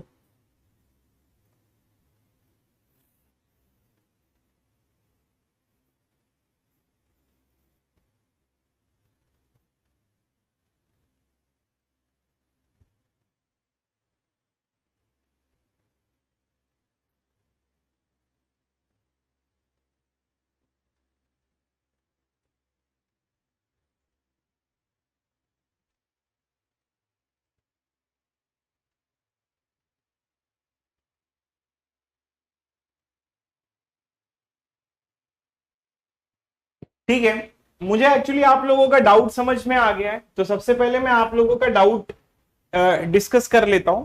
मेरा मेरा डाउट ये, आप लोगों का डाउट मुझे समझ में आ गया, ठीक है। मैं समझ रहा हूं, ये बस करो फॉग और गॉफ के बारे में। मेरा स्टेटमेंट क्या है? मेरा स्टेटमेंट ये है कि एक फंक्शन है एफ जो ए से बी की तरफ मूव हो रहा है, एक दूसरा फंक्शन है जी जो बी से सी की तरफ मूव हो रहा है। मेरा स्टेटमेंट ये है कि ये जो एफ है मेरा, ये बेसिकली 1 to 1 है, नॉर्मल 1 to 1 है, और ये जो जी है ये भी बेसिकली मेरा नॉर्मल 1 to 1 है। अब अगर मेरा एफ जो है वो नॉर्मल 1 to 1 है और जी जो है वो नॉर्मल 1 to 1 है, तो मैंने आपसे क्या पूछा? आप मुझे ये बताओ कि क्या इनका कंपोजिशन जो होगा, जो ए से सी की तरफ मूव हो रहा है, वो भी क्या आपका 1 to 1 आएगा? तो मेरा क्वेश्चन ये था। अब आपने मेरे को क्या बोला है, सर गॉफ क्या है, फॉग क्या है? I am not talking about gof और fog, I am talking about composition of a function. अब कंपोजिशन ऑफ अ फंक्शन में पहले क्या एग्जीक्यूट हो रहा है? पहले एफ एग्जीक्यूट हो रहा है, फिर आपका जी एग्जीक्यूट हो रहा है। तो हम लोग कैसे एग्जीक्यूट करते हैं? पहले एफ एग्जीक्यूट हो रहा है, ये एग्जीक्यूट होने के बाद में जी एग्जीक्यूट हो रहा है, तो इसका जो रिप्रेजेंटेशन होगा वो आपका गॉफ का रिप्रेजेंटेशन होगा। तो ये जो कंपोजिशन मैंने लिखा है, इसको आप हटा के यहां पर आप इसको गॉफ लिख सकते हो। अब आप बोलोगे कि सर फॉग क्यों नहीं आएगा? अब मैं आपको बोलूंगा fog is not valid into this.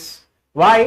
अगर आप फॉग को एग्जीक्यूट करोगे तो पहले आपका जी ऑफ एक्स एग्जीक्यूट होगा, लेकिन जी ऑफ एक्स अगर आप पहले जी एग्जीक्यूट करोगे तो वो बी से सी की तरफ मूव होगा, और ए जो है वो एफ जो है वो ए से बी की तरफ मूव हो रहा है। मैंने आपको बताया कि कंपोजिशन ऑफ अ फंक्शंस आपका वैलिड तब होगा जब ये वाला और ये वाला सेम हो, लेकिन इसमें जी अगर आप पहले एग्जीक्यूट करोगे तो सी डिफरेंट आएगा, ए डिफरेंट आएगा। तो गॉफ, ये जो फॉग है वो इसके लिए वैलिड होगा ही नहीं। अभी समझ में आया? ये इसके लिए वैलिड क्यों हो रहा था मालूम है? इसमें आप देखो कि ये आपका z है और ये भी आपका z है, इसीलिए फॉग भी आ रहा था, गॉफ भी आ रहा था। लेकिन हालांकि वो दोनों सेम नहीं है, तो आप ना ऐसे रैंडमली किसी भी चीज के लिए ये नहीं बोल सकते, आप ना रैंडमली किसी चीज के लिए नहीं बोल सकते कि सर इधर भी फॉग लगाओ। भाई वहां लगाने के लिए आपको ये कंडीशंस मैच होनी चाहिए, और वो कंडीशंस क्या है कि इसमें क्यों हो रहा है? क्योंकि ये वाली चीज b और ये b कॉमन है, तो पहले f एग्जीक्यूट हो रही है, ठीक है, उसके बाद में फिर आपका g एग्जीक्यूट हो रहा है। अब आपको ये थोड़ा सा तो आइडिया हो गया होगा। अब मेरा कॉन्सेप्ट क्या है कि ये एक फंक्शन है, ठीक है, जो a से b की तरफ मूव हो रहा है। लेट मी कंसीडर इट कि ये एक फंक्शन है जो 1 to 1 फंक्शन है। अब अगर ये 1 to 1 फंक्शन है और g जो है वो भी एक 1 to 1 फंक्शन है, तो मैंने आप लोगों को क्या बोला था? Try to use the inference rule. मैंने बोला था कि अगर इफ f एंड g आर 1 to 1, ठीक है, नॉर्मल 1 to 1 लेना है, तब हमको क्या करना है? Then try to check whether gof is 1 to 1 और not. Okay, try to check whether gof is 1 to 1 not. तो what the inference rule says, inference rule ये कहता है, ठीक है, इन्फरेंस रूल ये कहता है कि अगर f एंड g आपका 1 to 1 है, मतलब इंटेंशनली इसको हम क्या लेना है? 1 to 1 लेना है। तो ये मेरा f हो गया। अब इसको क्या करना है? आपको 1 to 1 बनाना है। तो 1 to 1 में आपको क्या होना चाहिए? ऐसी लाइन आनी चाहिए, ऐसी लाइन आनी चाहिए और ऐसी लाइन आनी चाहिए। लेट्स कंसीडर कि अगर मैंने एक एलिमेंट ज्यादा ले लिया, तो क्या मैं बोल सकता हूं कि ये f जो है वो मेरा 1 to 1 है? Definitely I can say that कि this f is basically 1 to 1। अब अगर मैं ये g बोलूं कि लेट्स कंसीडर ये जो g है मेरा, क्या वो भी मेरा 1 to 1 है? ये तो कहता है कि आप पहले लो तो सही। मैंने f को 1 to 1 ले लिया, अब मेरा यहां पर g है, इस g को भी मुझे 1 to 1 लेना है। 1 to 1 लेने का मतलब एक चीज याद रखना, आपको इस तरीके का रिप्रेजेंटेशन कभी नहीं आना चाहिए। ये छोड़ के आप कैसे भी रिप्रेजेंट करवाओ। अब जैसे ये वाली चीज जो है वो यहां पर पॉइंट आउट करवा दिया, ये वाली चीज जो है वो यहां पर यूनिकली पॉइंट आउट करवा दिया, ये वाला यूनिकली पॉइंट आउट करवा दिया। अब क्या यही ऐसा पॉइंट आउट करेगा? नहीं, मैंने पहले ही बोला है कि एफ एंड जी दोनों को 1 to 1 लेना। अब अगर ये दोनों को 1 to 1 लेना है तो ये वाला यहां पर पॉइंट आउट करवा दिया, और ये जो लास्ट वाला था उसको भी मैंने यहां पर यूनिकली पॉइंट आउट करवा दिया। अब मैं आपको बताता हूं कि अगर ये 1 to 1 है और ये भी आपका 1 to 1 है, तो कंपोजिशन क्या कहता है? कंपोजिशन कहता है कि इनपुट ये होगा और आउटपुट ये होगा। अब जैसे एग्जाम्पल के लिए आप ये समझो कि एक रेस है, आप लोगों ने एक रेस देखी होगी कि उसमें ना एक ऐसे ऐसे एक लकड़ी लेके एक लड़का दौड़ता है, कुछ दूर तक वो दौड़ता है, फिर वो दूसरे को ट्रांसफर करता है, फिर वो बच्चा किसी दूसरे को ट्रांसफर करता है। तो ऐसे एक रेस होती है। अब इसने यूनिक वैल्यू उठाई, इसको यूनिकली दे दी, अब इसने यूनिकली उठाया, इसको यूनिकली दे दिया। अब हम लोग कंपोजिशन सबके, ठीक है, अब हम लोग क्या करते हैं, अब हम लोग ना कंपोजिशन ऑफ फंक्शंस के बारे में बात करते हैं। जब अगर आपका कंपोजिशन ऑफ फंक्शंस के हिसाब से इनपुट क्या है, कंपोजिशन के हिसाब से इनपुट ये है, कंपोजिशन के हिसाब से आउटपुट ये है। तो जब आप ये, इसने बीच में यूनिकली इसको दिया, अब इसने बीच में यूनिकली इसको दिया, तो जब आप बड़ा पिक्चर ड्रॉ करोगे, ठीक है, तो ये यूनिकली क्या किया, इसने इसको ट्रांसफर किया, इसने यूनिकली इसको ट्रांसफर किया। अब लेट्स कंसीडर कि ऐसा नहीं होता, अगर समझो कहीं पर आपको इस तरीके का रिप्रेजेंटेशन मिलता, इस तरीके का रिप्रेजेंटेशन कब मिलता आपको, कि जब ये दोनों एलिमेंट एक को पॉइंट आउट कर रहे हैं, तब आपका कंपोजिशन 1 to 1 नहीं होता। लेकिन जब आप डिवाइड करोगे तो हमने ये माना है कि ये भी 1 to 1 है, हमने ये माना ये भी 1 to 1 है। तो जब कभी भी आप जो है इसको भी 1 to 1 मानोगे और इसको भी 1 to 1 मानोगे, तो गॉफ इज ऑलवेज भी 1 to 1, और ये स्टेटमेंट आपका क्या हो जाएगा, this statement will become true. Please let me know that कि आपको ये एक्सप्लेनेशन समझ में आई, और shall I give you next explanation.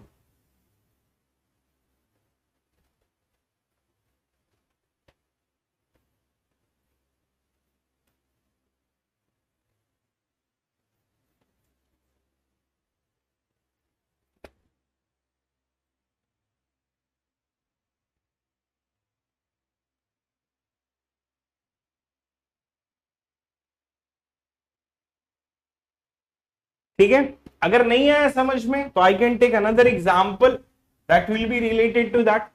जैसे ये एक फंक्शन है जो z से z की तरफ मूव हो रहा है, लेट्स कंसीडर कि ये एक फंक्शन है f of x that will be x plus 1।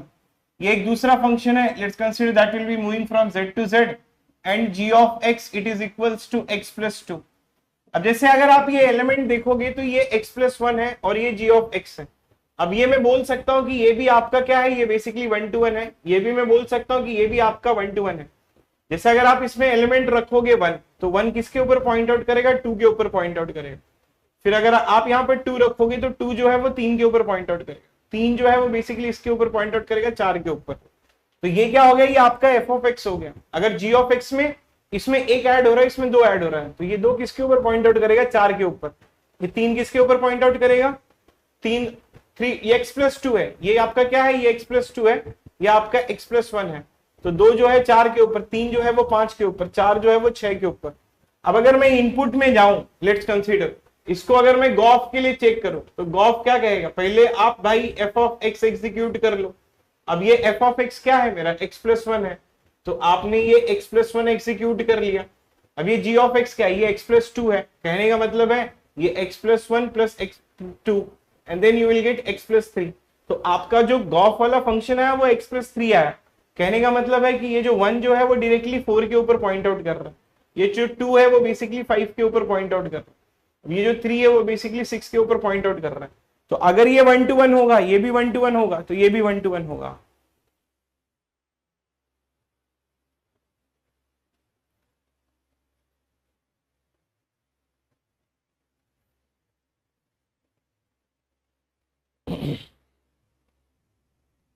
ठीक है, तो इसी चीज को हम लोग कंपोजिशन ऑफ फंक्शंस कहते हैं।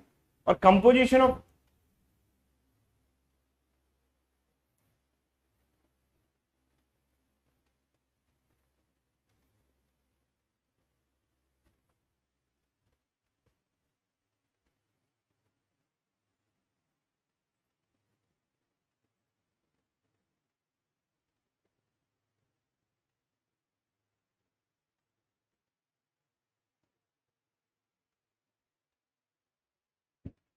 हाँ थोड़ा सा बफर हुआ था, परेशान होने की कोई बात नहीं, अब ठीक है।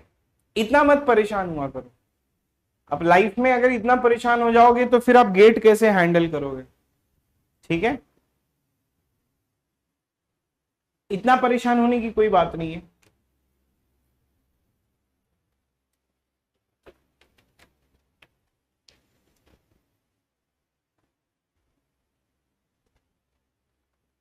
कोई प्रॉब्लम नहीं है आर्यन सिंह, उससे कोई प्रॉब्लम नहीं है। मैं एक फंक्शंस ले सकता हूं।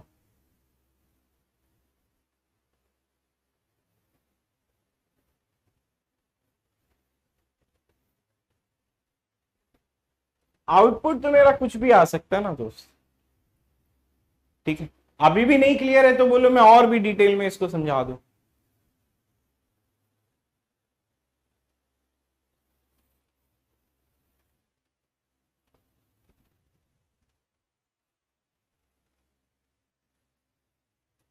ठीक है,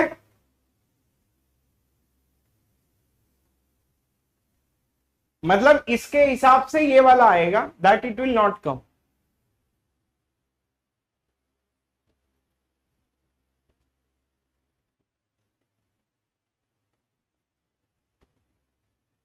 ओके, अब चलते हैं दूसरे वाले स्टेटमेंट के ऊपर। दूसरा वाला स्टेटमेंट क्या कहता है मेरा कि इफ, ठीक है, इफ, अब अगर मैं ये स्टेटमेंट लिखता हूं कि लेट्स कंसिडर कि if F and G are onto, if f and g are onto, then goff is onto. What is your answer related to this? Then composition of functions जो होगा वो basically मेरा onto होगा।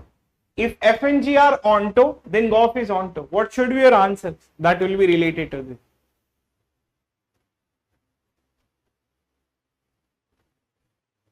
इस type के questions बनते हैं gate में। ऋतिक भाई गेट में जो आता है वो सब पढ़ाता हूं मैं, टेंशन मत लिया करो।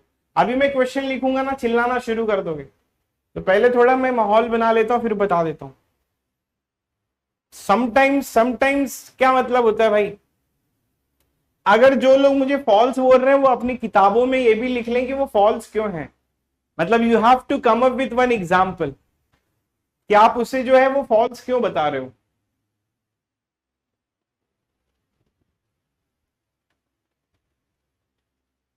ठीक है, देखो अब ना आप ध्यान से मेरी एक्सप्लेनेशन सुनना, ठीक है। Everyone will try to understand my explanation. सबसे इंपॉर्टेंट जो चीज होती है, आदमी जो है ना वो उतना ज्यादा मैच्योर होता है जितना वो अपने आप से जितना बात करता है। ये चीज आप हमेशा याद रख लो। अब मैं फिर वही आपको वही ये चीज बताने वाला हूं। देखो मैं अभी अपने आप से बात करूंगा, मैं क्या बोलूंगा, सर ने बोला है एफ। अब ये एफ क्या है, सर ने बोला है ये ऑन्टो है। फिर सर ने ये भी बोला है कि जी, सर ने बोला है कि जी भी ऑन्टो होना चाहिए। तो ये कंपलसरी एफ भी ऑन्टो होगा और जी भी ऑन्टो होगा। तो सर ने बोला अगर एफ ऑन्टो होगा तो यहां पर आप कुछ भी ले लो, राइट साइड मेरा फुल होना चाहिए। अब एक एग्जांपल मैं ऐसा ले सकता हूं जिसमें मैंने क्या किया है, मैंने राइट साइड मेरा फुल किया है। ठीक है, एक एग्जांपल मेरा ये हो सकता है, या एक एग्जांपल मेरा ये भी हो सकता है। मैं कुछ भी एग्जांपल ले सकता हूं, लेकिन एक कंडीशन है कि मुझे इसको ऑन्टो करना है। क्या मैं ऐसा कर सकता हूं? नहीं, सर ने बोला है ऑन्टो लेना है, मतलब ऑन्टो ले सकता है। राइट साइड फुल करना है, तो एफ का राइट साइड फुल हो गया। ठीक है, ठीक है।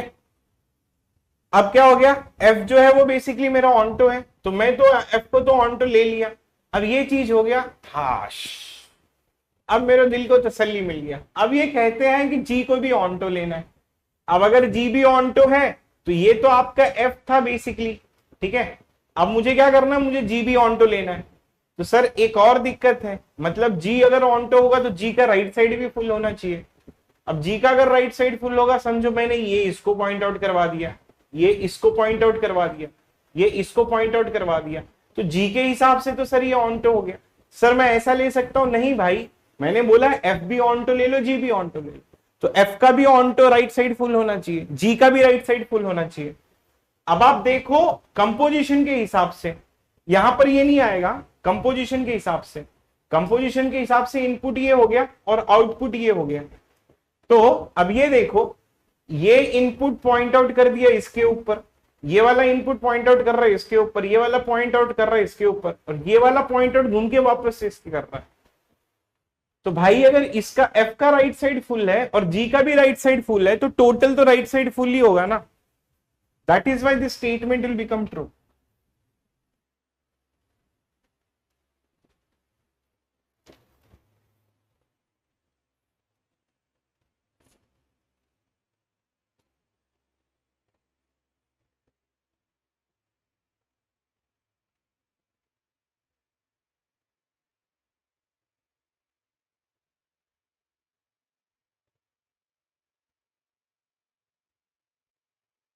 ठीक है, आ गया समझ में।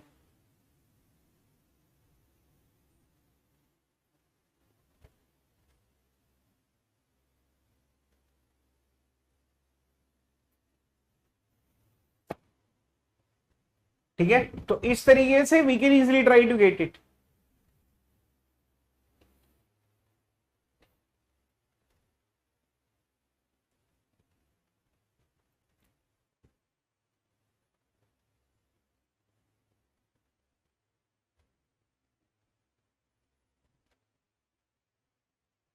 ठीक है, तो हम लोगों ने 3 थ्योरम यहां पर कंप्लीट किए हैं। अब 3 थ्योरम के बाद में जो है वो थोड़ा टफ वाले थ्योरम चालू होते हैं। अब टफ वाला थ्योरम क्या है, फॉर एग्जाम्पल के लिए मैं लिख दूं कि if Gauff is onto, if Gauff is onto then F is onto. ठीक है, या मैं ऐसा लिख दूं कि if Gauff is onto, gof is onto then G is onto, then G is onto. Try to take a different example. ठीक है, उस different example में आप क्या करो, गॉफ को onto लो और चेक करो आपका F onto आ रहा है नहीं आ रहा है। ठीक है, आप ये कर लो।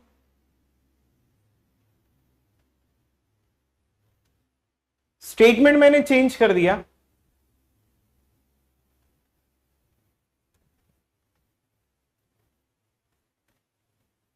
Try to come up with one example which can destroy something. Try to come.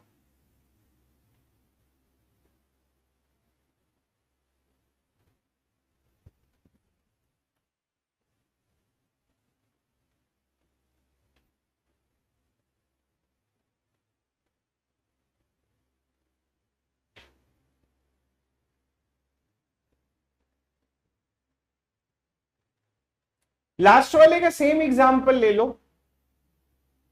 F of X X plus 1, F of X X plus 3, ये दोनों z से z की तरफ मूव हो रहे हैं। इसका भी राइट साइड फुल होगा, इसका भी राइट साइड फुल होगा, कंपोजिशन दोनों का राइट साइड फुल होगा।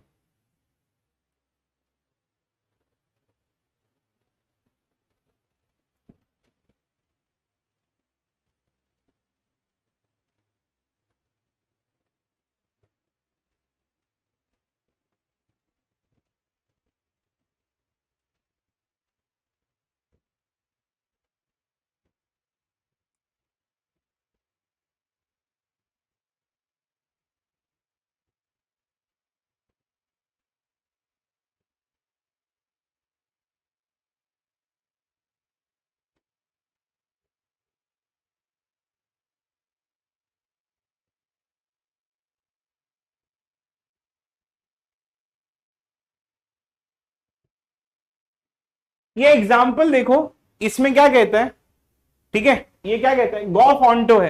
गॉफ ऑन्टो होने का मतलब क्या है, अब जैसे ये मैंने ए ले लिया, इसको मैंने बी ले लिया, इसको मैंने 1 2 और इसको मैंने 3 ले लिया, इसको मैंने एक्स ले लिया और इसको मैंने वाई ले लिया। अगर गॉफ के बारे में बात करूं तो गॉफ जो है वो ए से डायरेक्टली एक्स के ऊपर पॉइंट आउट कर रहा है और बी से डायरेक्टली वाई के ऊपर पॉइंट आउट कर रहा है। ठीक है, अब ये देखो, Gauff is onto, gof is onto का मतलब क्या है कि कंपोजिशन का राइट साइड फुल है। ठीक है, ये देखो, इसका राइट साइड जो है वो बेसिकली फुल है। आप ये चेक करो क्या एफ का राइट साइड फुल है क्या, भाई एफ एफ का अगर मैं देखूं तो एफ का ए 1 के ऊपर पॉइंट आउट कर रहा है, बी 2 के ऊपर पॉइंट आउट कर रहा है, 3 के ऊपर किसी ने पॉइंट आउट नहीं किया है, तो एफ इज ऑन टू, नहीं जरूरी नहीं है, that is why this statement will become false. ये स्टेटमेंट आपका फॉल्स आ जाएगा, ये वाला स्टेटमेंट आपका ट्रू होगा। समझ में आ गया? तो ये क्या कहता है कि गॉफ इज ऑन टू, ठीक है, ये क्या कहता है, गॉफ इज ऑन टू। पहले आप क्वेश्चन को समझने की कोशिश करो। मैंने 2 क्वेश्चंस दिए, ठीक है, अब ये 2 क्वेश्चंस में मैंने आपको क्या बोला, आप ये चेक करो गॉफ इज ऑन टू है या नहीं है। तो गॉफ का राइट साइड फुल होना चाहिए। अब मैंने गॉफ का देखा कि भाई ए, इसको छुपा लो आप, ए जो है एक, इसका गॉफ का राइट साइड क्या है, एक्स और वाई है, तो ये दोनों मिलके एक्स और वाई को पॉइंट आउट कर रहे हैं, तो गॉफ का तो ऑन टू है। अगर मैं एफ के बारे में बात करूं तो एफ का राइट साइड फुल नहीं है, यहां पर देख सकते हो। अगर मैं एफ के बारे में बात करूं, अगर आप एफ देखोगे तो इसका जो राइट साइड है वो बेसिकली फुल नहीं है। क्यों नहीं है? क्योंकि ए 1 के ऊपर पॉइंट आउट किया, बी जो है वो 2 के ऊपर पॉइंट आउट किया, 3 के ऊपर किसी ने पॉइंट आउट नहीं किया, इसीलिए पहला वाला जो स्टेटमेंट है वो बेसिकली फॉल्स है। दूसरा वाला स्टेटमेंट सेम एग्जांपल यूज कर सकते हो आप।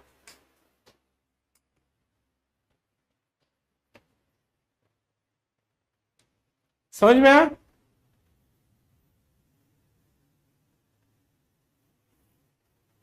किस किस को समझ में नहीं आया, किस किस को आया समझ में?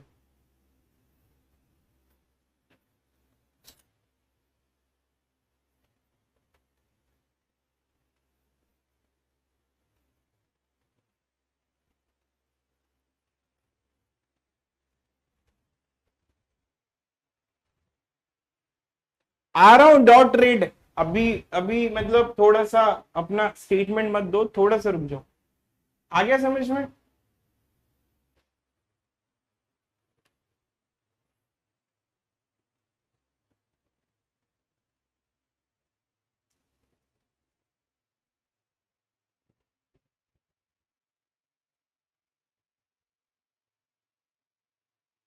ठीक है,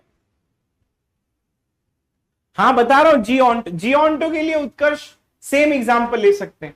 अब ना मैं आपको ना हमेशा से एक चीज बोलूंगा, मतलब गेट पढ़ने में अगर 2 मिनट ब्रेक चाहिए, भरत ले लो 2 मिनट ब्रेक, मैं रुका हूं यहाँ, कोई दिक्कत नहीं है, मैं पढ़ा नहीं रहा, सुन लो। गेट पढ़ने का सबसे बड़ा एक एडवांटेज बाहर आता है ना कि आप अपने आप के साथ में बात करना शुरू कर देते हो। ठीक है, कैसे मालूम है? ऐसे, गॉफ ऑन्टो है। गॉफ का मतलब क्या होता है? गॉफ का मतलब होता है कि कंपोजिशन ऑफ फंक्शंस। तो मतलब मुझे बीच में नहीं देखना है, मुझे बिल्कुल बीच में नहीं देखना है। ये मेरा इनपुट है, इसके हिसाब से ये मैं राइट को फुल कर दूं, ठीक है, मेरा राइट फुल हो गया। तब वो बोलता है कि जी इज ऑन्टो, मतलब गॉफ के हिसाब से, गॉफ मतलब कम बात कर रहा हूं मैं अपने आप से, गॉफ ऑन्टो है मतलब कंपोजिशन है, लेफ्ट में कुछ एलिमेंट है, बीच में कुछ नहीं है, राइट में कुछ एलिमेंट है। तो अगर शुरू से लिया तो ये पैक हो जाना चाहिए, ठीक है। उसके बाद में कहता है कि चेक करो जी इज ऑन टू है नहीं।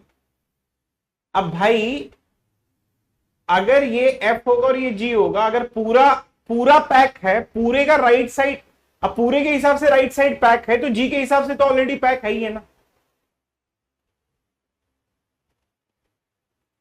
You can take same example, पूरे के हिसाब से पैक है तो जी के हिसाब से तो पैक हो गई।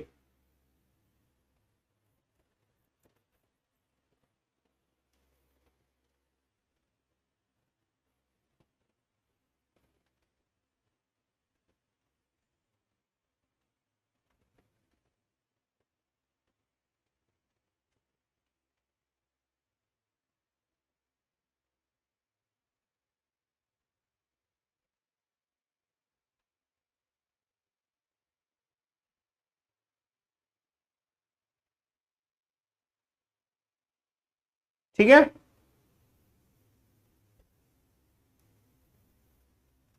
आगे बढ़ू।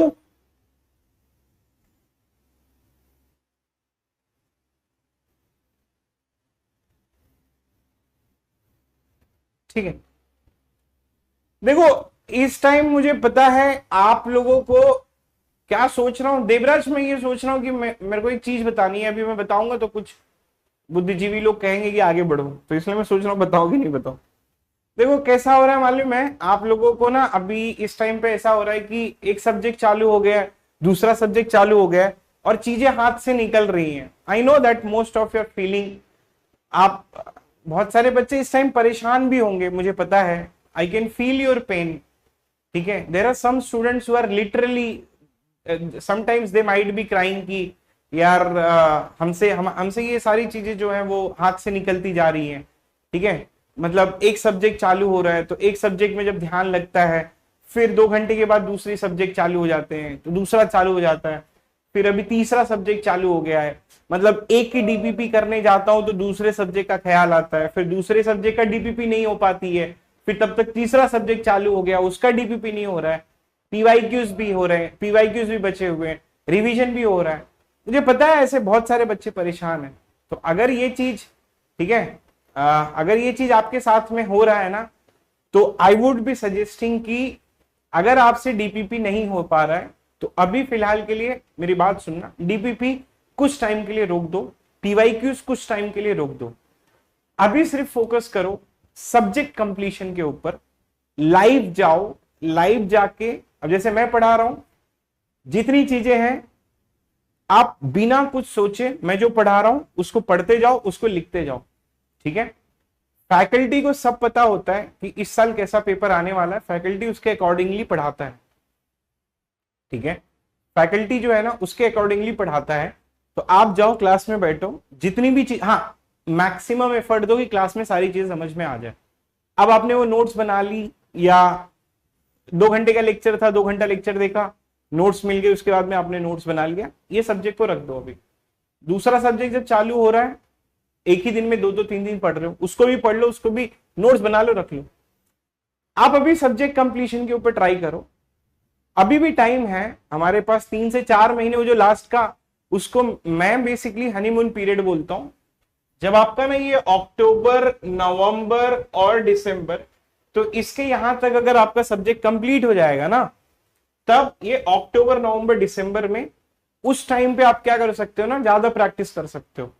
तो ये उन बच्चों के लिए है जिनके सब्जेक्ट अभी कंप्लीट नहीं हुए, जिनका 2 या 3 सब्जेक्ट ही कंप्लीट हुआ है, जो अपने आप को बहुत ही ये कह रहे हैं कि मतलब जिन्होंने होप छोड़ रहे हैं, उन बच्चों को मैं फिर से होप देना चाहता हूं कि भाई गेट छोड़ने की कोई जरूरत नहीं है, ये चीजें हो सकती हैं। अगर आप परेशान हो, अगर आपको लगता है कि यार मेरी जिंदगी में ऐसा हो रहा है, ऐसा कुछ भी नहीं है, डू नॉट वरी, सारे फैकल्टी आपके साथ है, मैं आपके साथ में हूं। ठीक है, कभी कभी कुछ मैसेजेस मुझसे ड्रॉप हो जाते हैं, मतलब इतने सारे टेलीग्राम पे मैसेजेस हैं। अब कैसा होता है कि किसी का मैसेज आता है तो वो ऊपर दिखता है, और किसी का मैसेज 3-4 दिन पहले ही छूट जाता है। तो बहुत मैं ट्राई करता हूं सबको रिप्लाई करने के लिए, तो do not worry about it. ठीक है, हो जाएगा, परेशान मत हो, क्लास में आओ, सब्जेक्ट देखो। 2 चीजें मैं हमेशा आप लोगों को बोलूंगा, अगर आप रिवीजन ज्यादा करोगे तो आप लोगों का प्रैक्टिस कम होना, मतलब प्रैक्टिस में कम टाइम जाएगा। तो ये रिवीजन है और ये प्रैक्टिस है। अगर रिवीजन में ज्यादा टाइम लोगे तो प्रैक्टिस में कम टाइम जाएगा, प्रैक्टिस में ज्यादा रिवीजन लोगे तो रिवीजन में कम टाइम जाएगा। ये चीज मुझे आपको बोलनी है, ये चीज मुझे उन बच्चों की बोलनी है जो अपने आप को बेसहाय फील कर रहे हैं कि मेरा कोई नहीं है, मैं तुम्हारा हूं। Do not worry about it. ठीक है, परेशान होने की कोई बात नहीं है, पढ़ते रहो, चलते रहो, take a step, take a one step. देखो मैं कहानी सुनाने में बहुत बिलीव नहीं करता हूं, लेकिन एक किताब थी, मैं किताबें पढ़ता हूं, तो उसमें मैंने एक किताब में ये पढ़ा था कि एक सैनिक रहता है, घोड़े पे बैठा रहता है, आगे उसे वॉर करने जाना होता है। तो उससे घोड़ा उससे पूछता है कि यार कितना दूर जाना है, बोलता है 400 किलोमीटर जाना है। तो घोड़ा बोलता है यार मुझे आगे तो कुछ दिखाई नहीं दे रहा, मैं कैसे जाऊंगा 400 किलोमीटर। तो सैनिक उसको बोलता है एक स्टेप लो, तो घोड़ा एक स्टेप लेता है। फिर सैनिक उसे बोलता है कि एक और स्टेप लो, तो घोड़ा एक और स्टेप लेता है। तो एक स्टेप एक स्टेप एक स्टेप एक स्टेप करते करते वो 400 किलोमीटर जा रहा है। मुझे पता है कि फरवरी में क्या होने वाला है ये आपको भी नहीं पता है। हाँ, अच्छा ही होगा, भगवान ने अच्छा ही सोच के रखा है। फरवरी दूर है, उसके आप टेंशन मत लो। 400 किलोमीटर जाना आपको, उसका टेंशन मत लो। मैं सिर्फ एक ही चीज बोलूंगा आप लोगों को, एक स्टेप लो, कल क्या करने वाले हो सिर्फ इसकी चिंता करो।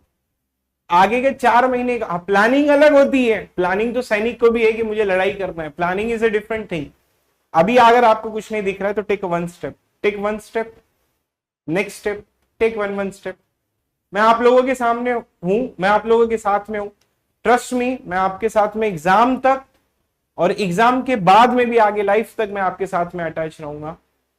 बहुत सारे मेरे बच्चे हैं, ठीक है, जो ऐसा नहीं है कि मैं अगर आप देखो, मैं अगर एक टीचर हूं तो मेरा काम सिर्फ आपको गेट पढ़ा के नहीं छोड़ना है।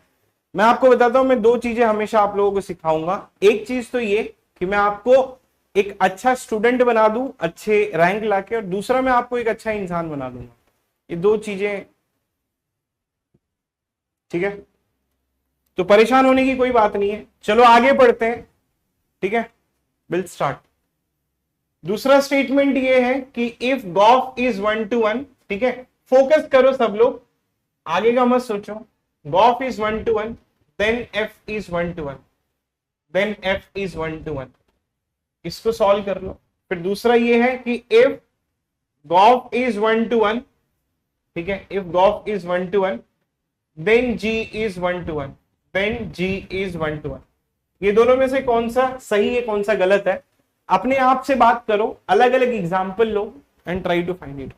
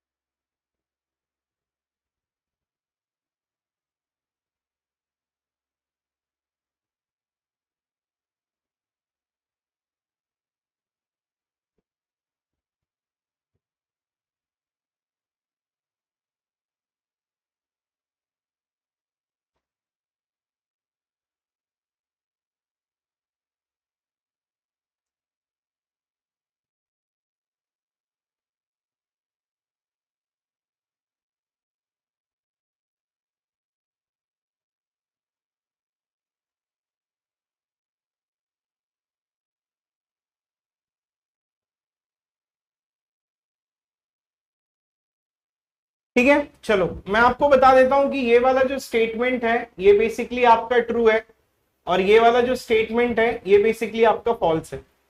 चलो हम अपने आप से बातें करते हैं।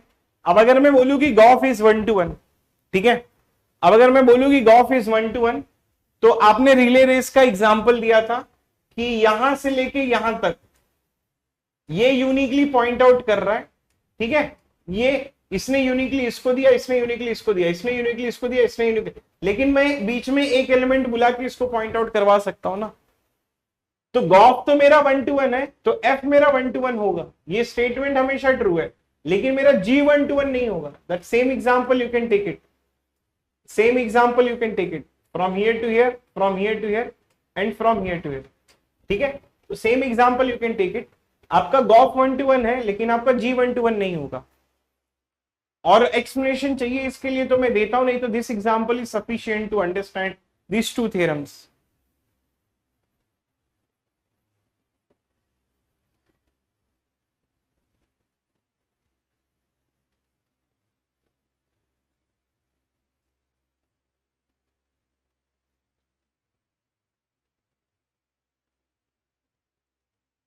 दो 2025 के लिए क्या एडवाइस भाई, पढ़ते रहे और क्या।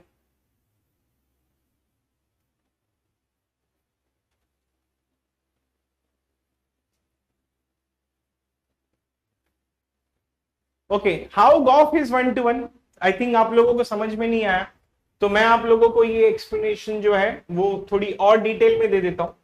अब जैसे देखो ये क्या कहता है, ये कहता है कि गॉफ आपका 1 to 1 है, सुनना जरा, ठीक है, गॉफ कहता है 1 to 1 है, मतलब इसके हिसाब से इसने यूनिकली कहीं ना कहीं इसको पॉइंट आउट किया है, इस इनपुट के हिसाब से इसने यूनिकली ये आउटपुट पे पॉइंट आउट किया है, ठीक है। तो गॉफ मैंने 1 to 1 बना लिया, मैंने इसको ट्रू ले लिया। अब मैं चेक करता हूं एफ मेरा 1 to 1 है या नहीं है। अब इसको मैं 2 पार्ट में डिवाइड करूंगा, ठीक है, ये एफ के लिए और ये जी के लिए।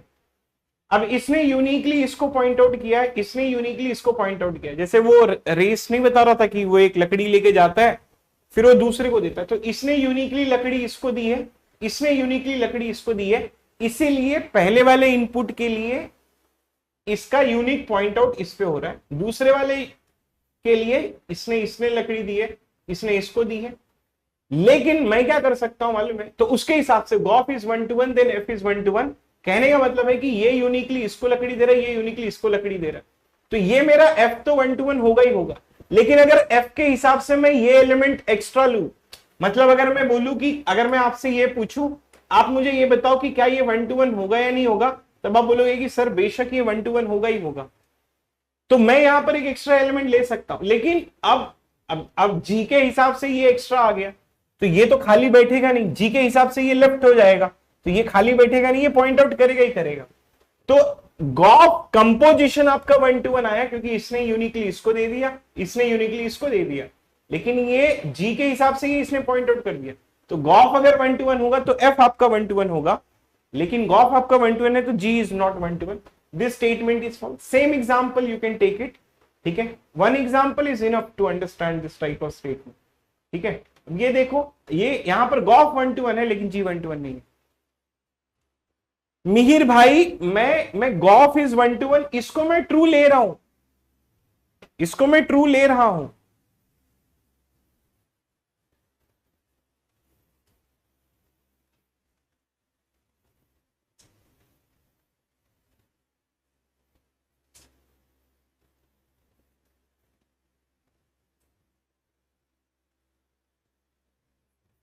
Clear?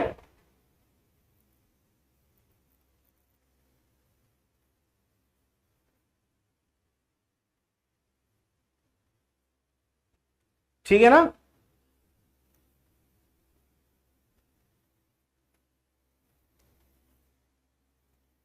Gauff is 1 to 1 then F is 1 to 1, g o f is 1 to 1 then g is 1 to 1, तो ये कर सकते हो। अब मैं आपको बताता हूं कि गेट में कैसे क्वेश्चंस आ रहे हैं, गेट में कैसे क्वेश्चंस आते हैं और बाबा सर क्या बताते हैं।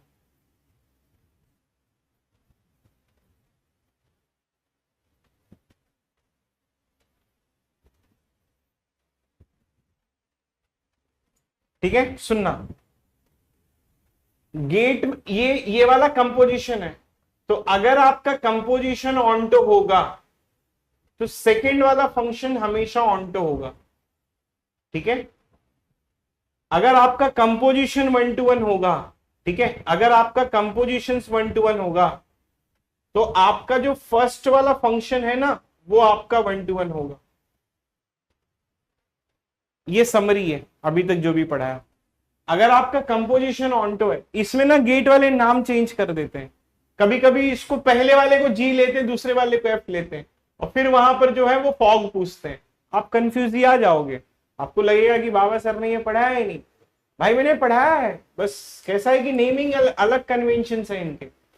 तो मैं उसका समरी यही बोलूंगा कि अगर कंपोजिशन ऑन्टो है तो सेकेंड वाला ऑन्टो होगा, कंपोजिशन 1 to 1 है तो ये फर्स्ट वाला 1 to 1 होगा। इसका अगर राइट साइड फुल होगा तो 100% इसका राइट साइड फुल होगा। ये यूनिकली अगर किसी को पॉइंट आउट कर रहा है तो बीच तक यूनिकली आएगा। आया समझ में?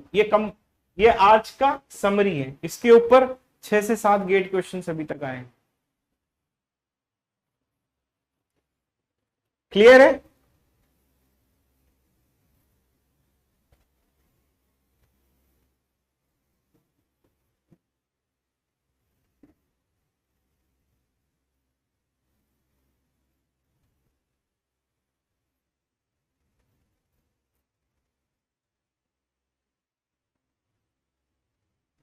ठीक है,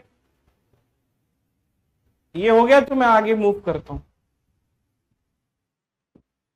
क्वेश्चन करना है, अभी क्वेश्चंस करना है तो मैं क्वेश्चंस दे देता हूं, नहीं तो फिर बाद में चिल्लाओगे कि सर क्वेश्चंस नहीं देते हैं।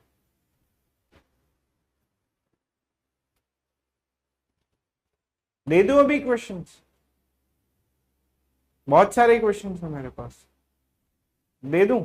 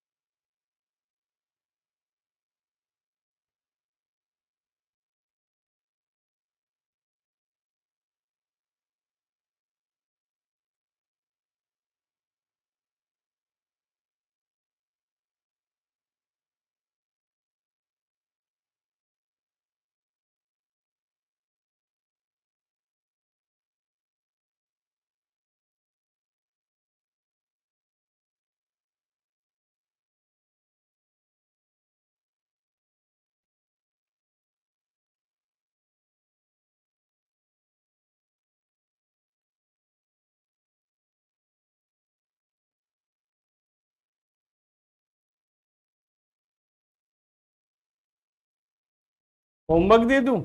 अभी होमवर्क के लिए चिल्लाओगे?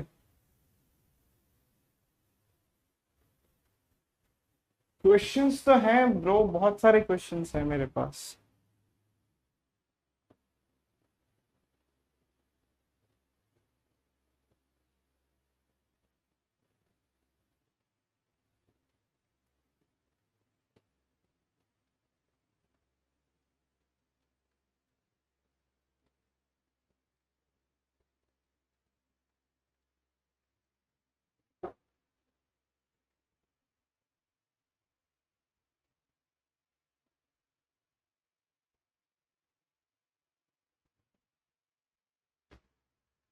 बाद में दे देता हूँ, होमवर्क दे देता हूँ। इजी है, मस्त मस्त ढूंढना पड़ेगा, अभी मैं दे दूंगा, इंक्लूड कर दूंगा।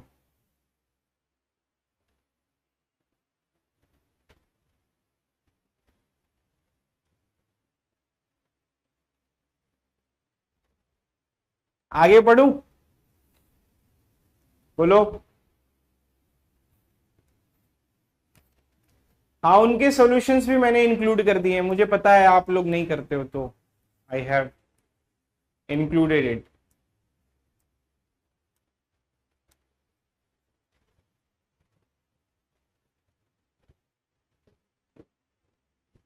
एक फंक्शन है जिसको हम लोग इनवर्स फंक्शन कहते हैं। अब ये अलग तरीके का फंक्शन आ गया हमारे पास में, जिसको हम लोग इनवर्स फंक्शन कहते हैं। अब ये इनवर्स फंक्शन क्या होता है, लेट्स ट्राई टू अंडरस्टैंड।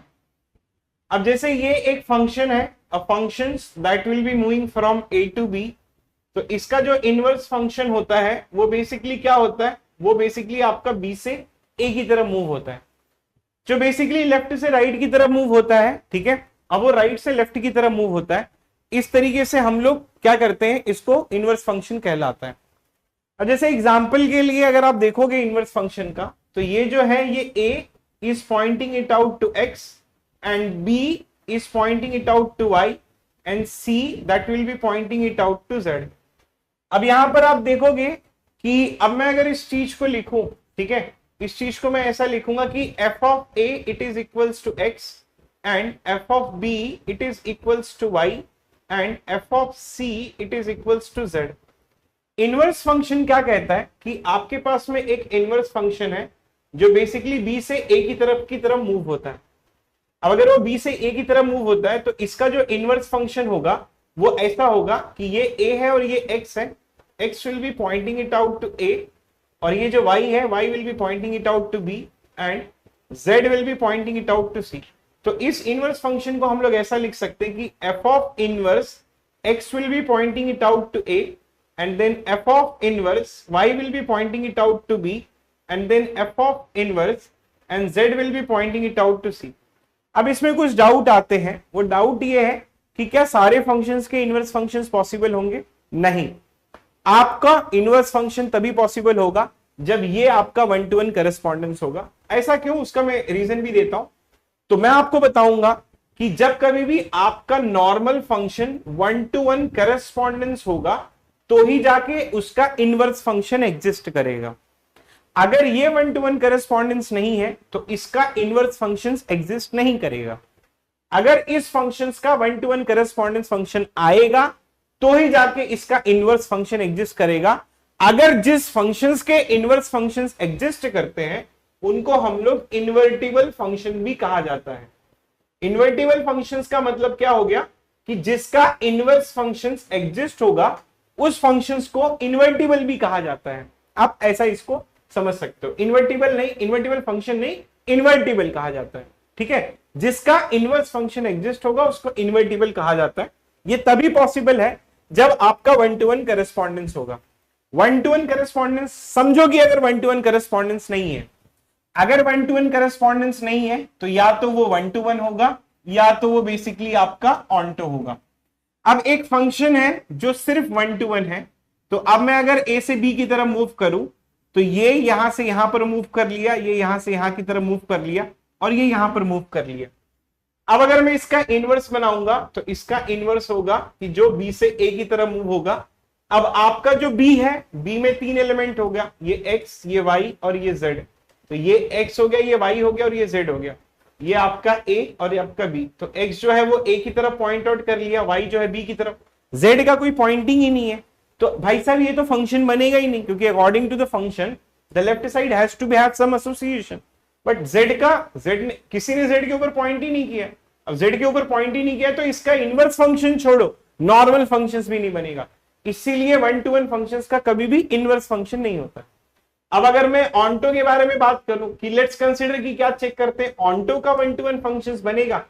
अब अगर मैं ऑन्टो के लिए बोल दिया, ये इस पे पॉइंट आउट कर दिया, इसने इसके ऊपर पॉइंट आउट कर दिया, ये आपका ए हो गया, ये बी हो गया, ये एक्स हो गया।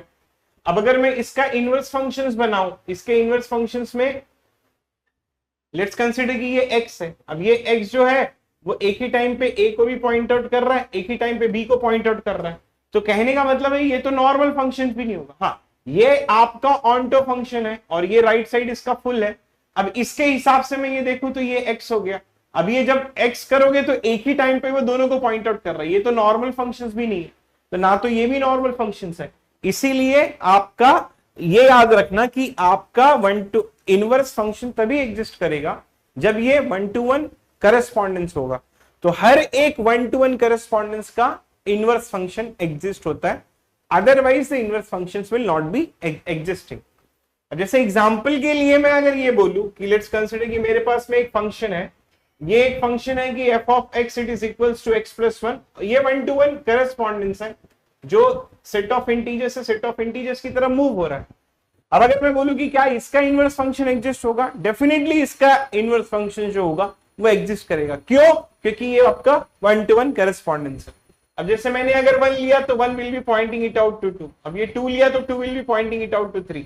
इसका जब मैं इनवर्स फंक्शंस बनाऊंगा, लेट्स कंसीडर कि if I will try to find it out कि इसका जो इनवर्स फंक्शंस है, suppose if I will try to write it down something, sorry if I will try to write it down कि what should be the inverse function of what you will write, इसका you will be having कि 2 - 1, you will be having 3 - 1, तो इसका inverse function आपको तभी मिलेगा जब ये 1-to-1 करस्पॉन्डेंस होगा, तो ये चीज याद रखना।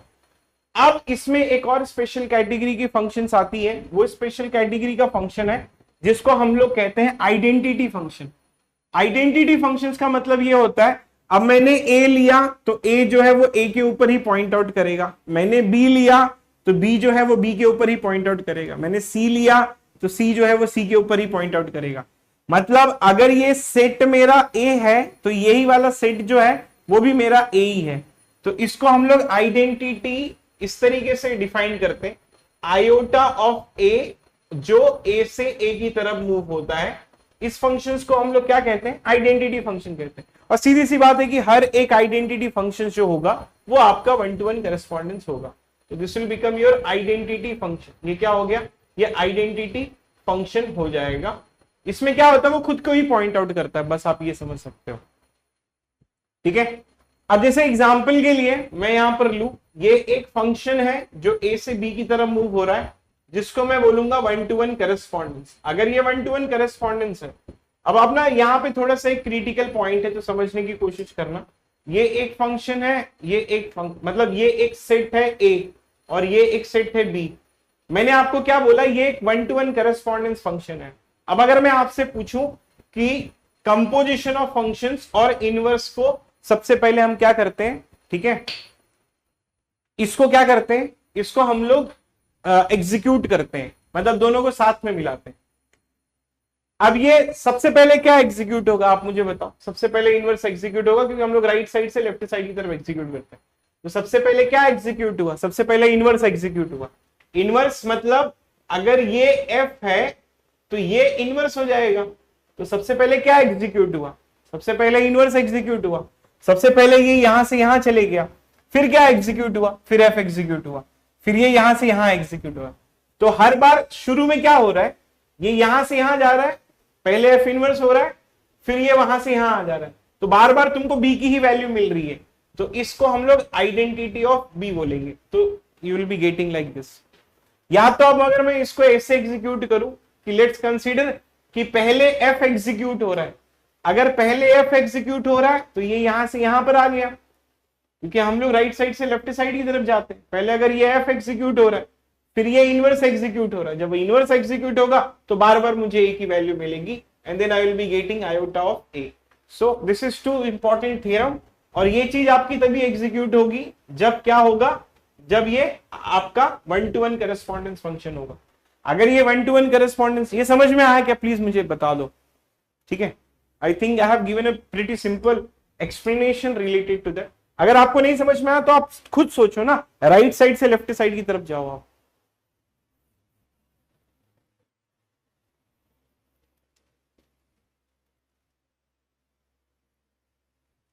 You want me to explain again? Yes, you always have to go from left, right to left while reading. Repeat करना है, चलो मैं रिपीट कर देता हूं, ठीक है, कोई दिक्कत नहीं है मुझे रिपीट करने में। ये देखो, पहले क्या एग्जीक्यूट होगा, पहले एफ इनवर्स एग्जीक्यूट होगा। तो यहां से यहां पर जो है वो एफ है, और यहां से यहां जो है वो एफ इनवर्स है। ये आपका सेट ए, या आपका सेट बी। पहले एफ इनवर्स एग्जीक्यूट हुआ, तो पहले ये यहां से यहां एग्जीक्यूट हो गया, फिर क्या एग्जीक्यूट हुआ, फिर एफ एग्जीक्यूट हुआ, ये यहां से। तो बार बार मुझे बी की वैल्यू मिलेगी ना, इसलिए मैंने आयोटा ऑफ बी लिखा। आगे अभी समझ में अभी भी नहीं आया तो फिर मैं अब थोड़ा और डिटेल में बता दूंगा फिर इसको।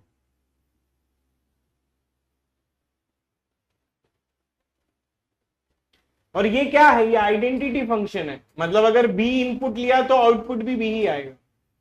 ये क्या आइडेंटिटी फंक्शन है, अगर ए इनपुट लिया तो इनपुट में यही आएगा, आउटपुट भी यही आएगा। अब इसको देखो,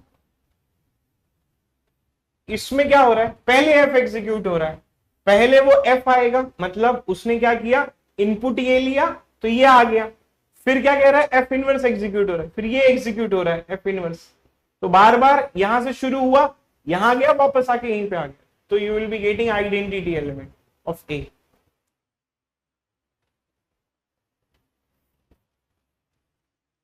ठीक है,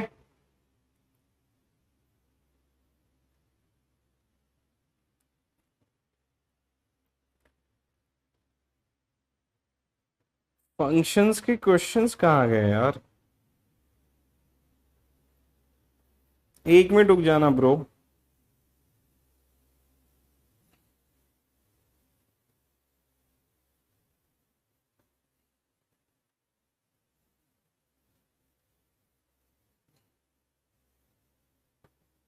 ठीक है, बस आज के लिए इतना ही, मैं क्वेश्चंस इंक्लूड कर देता हूं, आप जा सकते हो। Thank you so much.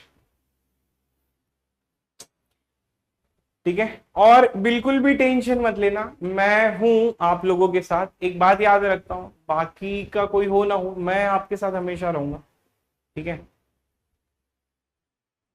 So have patience, मैं इंक्लूड कर देता हूं, ठीक है, बाय।